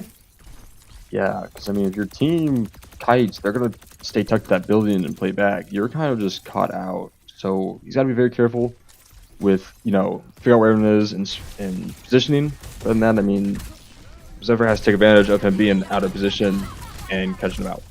Ooh, okay, the bola committed there from Seda, but really nice timing on that. Suzu from Fake is going to stop that from doing any damage now. The TP onto the high ground, followed up by this Kitsune rush. It allows the support in for Clap to find that kill onto Cry. Unfortunately, Zephyr is down once again. We'll see if Zephyr can find a trade here. You're going to need at least one more kill to stay in this. Without that tank, you pick up that kill onto Clooney. And now, with those closer spawn advantages, Zephyr is going to be able to get back into this fight fairly quickly. We see Zimzif rotating as far back as he can possibly get to stay safe from this dive engagement, which is inevitably going to come. Really nice job there from Zephyr. Yeah. Okay, the pull, it is there from Cry, but yeah, the movement cooldown's back already for that dive. Oh, I'm gonna be honest with you. I thought Zephyr was about to throw and run into someone else. But good bomb by Clooney anyways, but I thought Zephyr for sure was running into someone else there. Yeah, unfortunately for Zephyr, it was a kind of a nice engagement there, but Polaris like shutting that down, and now they're going to be able to just reset onto this high ground. I mean, Zephyr has, again, ult advantage, but they have to initialize it properly. I do think Juno ult to initialize, and then Blade would be the correct source. Clap has got to look for somebody with this pulse bomb. There's Orbit, and wow, Clockwise is taken out before it's even put down. Oh, That's... Oh yeah, so you're not gonna have that blade to work with. Did go ahead and commit this orbital ray from Chewy though, and Zimzif falling and Cry is down as well. So there's no supports here for Polaris. Zephyr really just needs to kind of push forward, clean up these kills as quickly as they possibly can, because you don't want another recontest here. You got to get 3 people on this payload. Yes, I mean, unless they try, they're gonna play back and play height, which is smart thing, not stagger and get some positioning ground. But I mean, Cypher could always take top with the Tracer. They just have to watch out for Rock. That's going to be like their only thing that's going to stop them from taking that height is a Rock. Other than that, Cypher should have fair game to that back line. Right, yeah, we see Polaris set up on this high ground. Clooney kind of lurking here, does have this pulse bomb ready to go, has been spotted out by Clockwise, so you're gonna have to find somewhere else to dump this pulse bomb, and yeah, you run into Clap on your way out there, and Clap, I mean, looking for some damage as well. The blade in from Clockwise, and I mean, the tree comes out from Cry, but Clockwise is just kind of sliced and diced through that lamp, through the tree as well. But meanwhile, Seda doing so much damage on this Freya, has taken out Chewy and taken out Cypher. So again, Zephyr needs to find some picks here to kind of stabilize through, but Seda just cannot be stopped on this Freya. Oh, throws in the bola for good measure. I mean, well, Clockwise is getting that blade, and he had 2 people. He had both supports distracted. Seda still cleaned up, which is incredible to think about, because if you have both supports looking at you, someone on your team should be getting some pick. Wow, another. Yeah, the Kitsune rush committed, and then Fake just immediately kind of getting stuck with that pulse bomb. However, he did get it out at least for his team to potentially use. You got to be careful though, Seda. I mean, on this Freya, actually using the pedal from Cry to get that high ground. Now, Clockwise is able to take out Seda. However, otherwise, Polaris are just able to shut down that dive in. This is, I mean, Clooney and Seda are just getting those entry picks and then clean up for one another right after each other. I mean, and Seda's playing so far back. Like I said, you have infinite damage from infinite range pretty much with Freya, and you're not gonna be able to put pressure on him through that Sigma. There's no way. Yeah, okay. And then grab to Seda gets another pick. Oh, yeah, the opening pick again. Cypher gonna go ahead and dive in after this, but the timing not necessarily there, with Clap just kind of coming up the stairs late. The lamp is out. We throw in the pulse bomb. Unfortunately, just gonna catch that lamp, and feels like once again Zephyr just kind of stopped in their tracks. I do think here Zephyr going, or Fake at least, going to this Ana is going to be a burden on this front line, because I mean, Clooney's just gonna farm him for kills and for ult stat charge. So let's Fake just insanely good with that sleep. Okay, pulse bomb in. Oh, it doesn't connect, but Ana just no movement. Fake is gonna get caught out by that, and the window has been committed by Zimzip. We're breaching this overtime now, and Zephyr need to have somebody touch the blade is great from Clockwise to start things out. Does get caught in that flux from Greetings.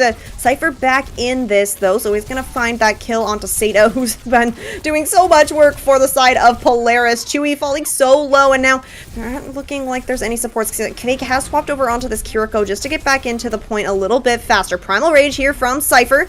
Gonna be throwing Greetings around. The pull from Cry is there, and actually gonna go ahead and commit the tree as well, kind of in this little corridor. Overtime now. Zephyr cannot leave this payload. Looking like Polaris want to come back in for another engage. You start off with that kill against Clap, which is massive, but Fake taking down Greetings does mean that you don't have that tank presence for Polaris. You're gonna have to throw your other squishies onto this point, and that is not gonna be enough for them here as Zephyr, oh, by the skin of their teeth, managed to break through this second point and pick up the checkpoint. Wow. I mean, that second point was definitely rough for Zephyr. They should be definitely happy they got through it. Now they have to make space here. I do think Cypher should get on height there. There we go. Hold it as positioning.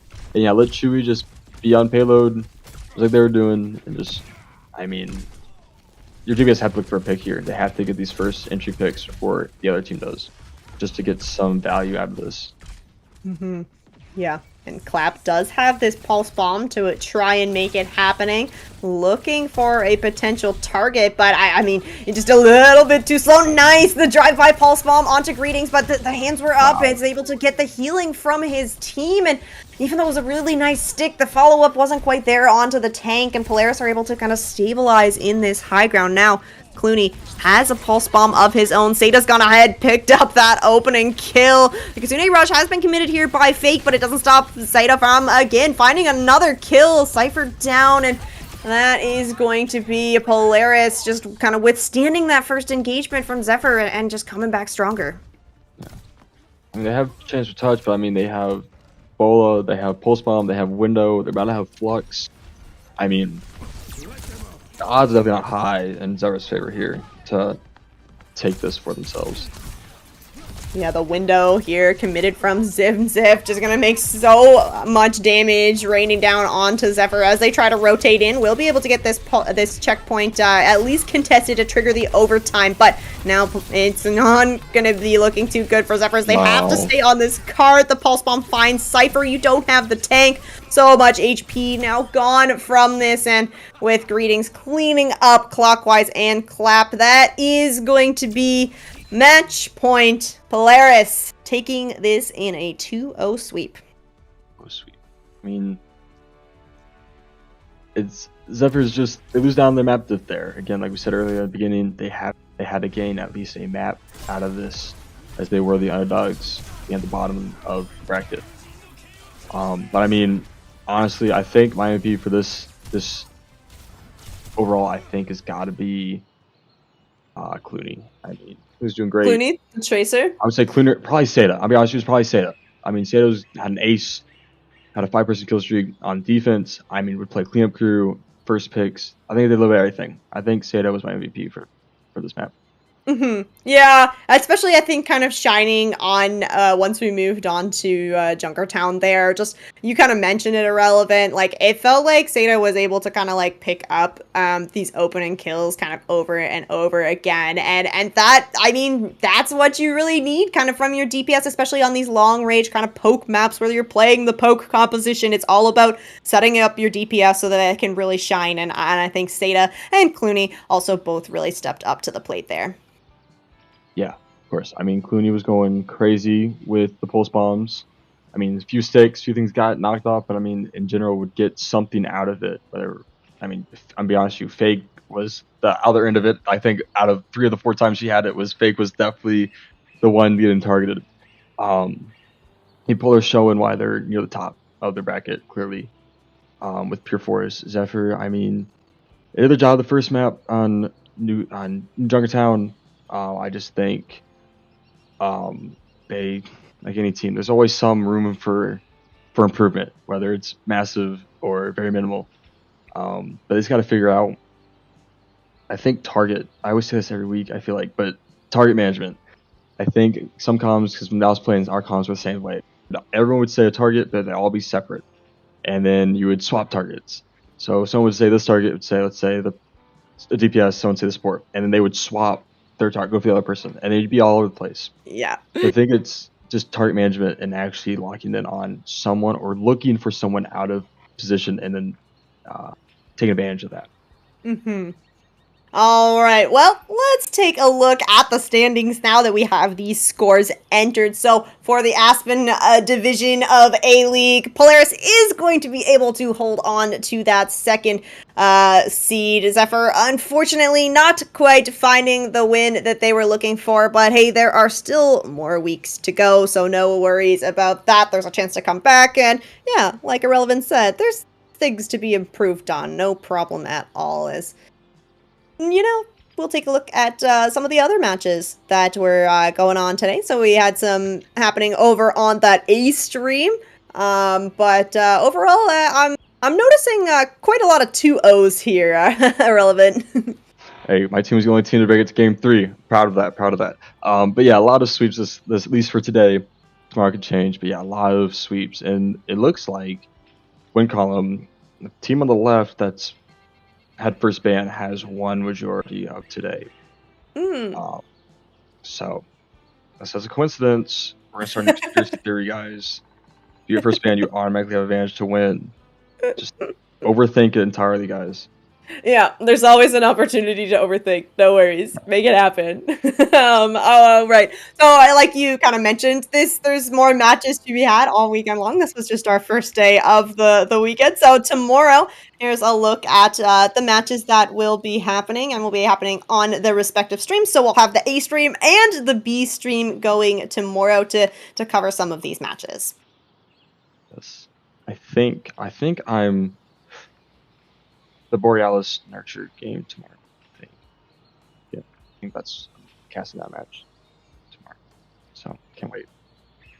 Amazing. All right. Well, thank you all so much for showing up to the B stream, catching a couple of matches over here. But that is going to be it for our coverage tonight. Like we just showed you, more matches to be seen tomorrow. So thank you so much for joining us, and we hope to see you tomorrow. Yeah. See you guys.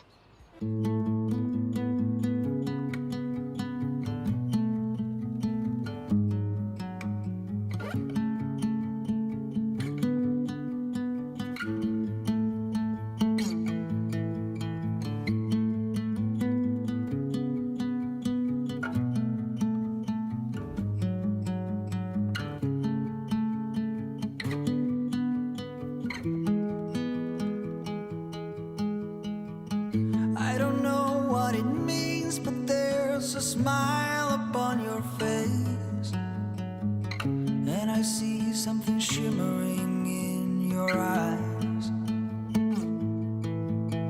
And they say if you want to glimpse the future, you need space.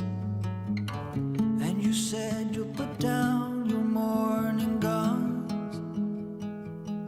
Would you follow me to wonders? Take my hand and walk beside me in a world of thunder. Fear is an imposter. When you look at me this way, I find it hard to not give in.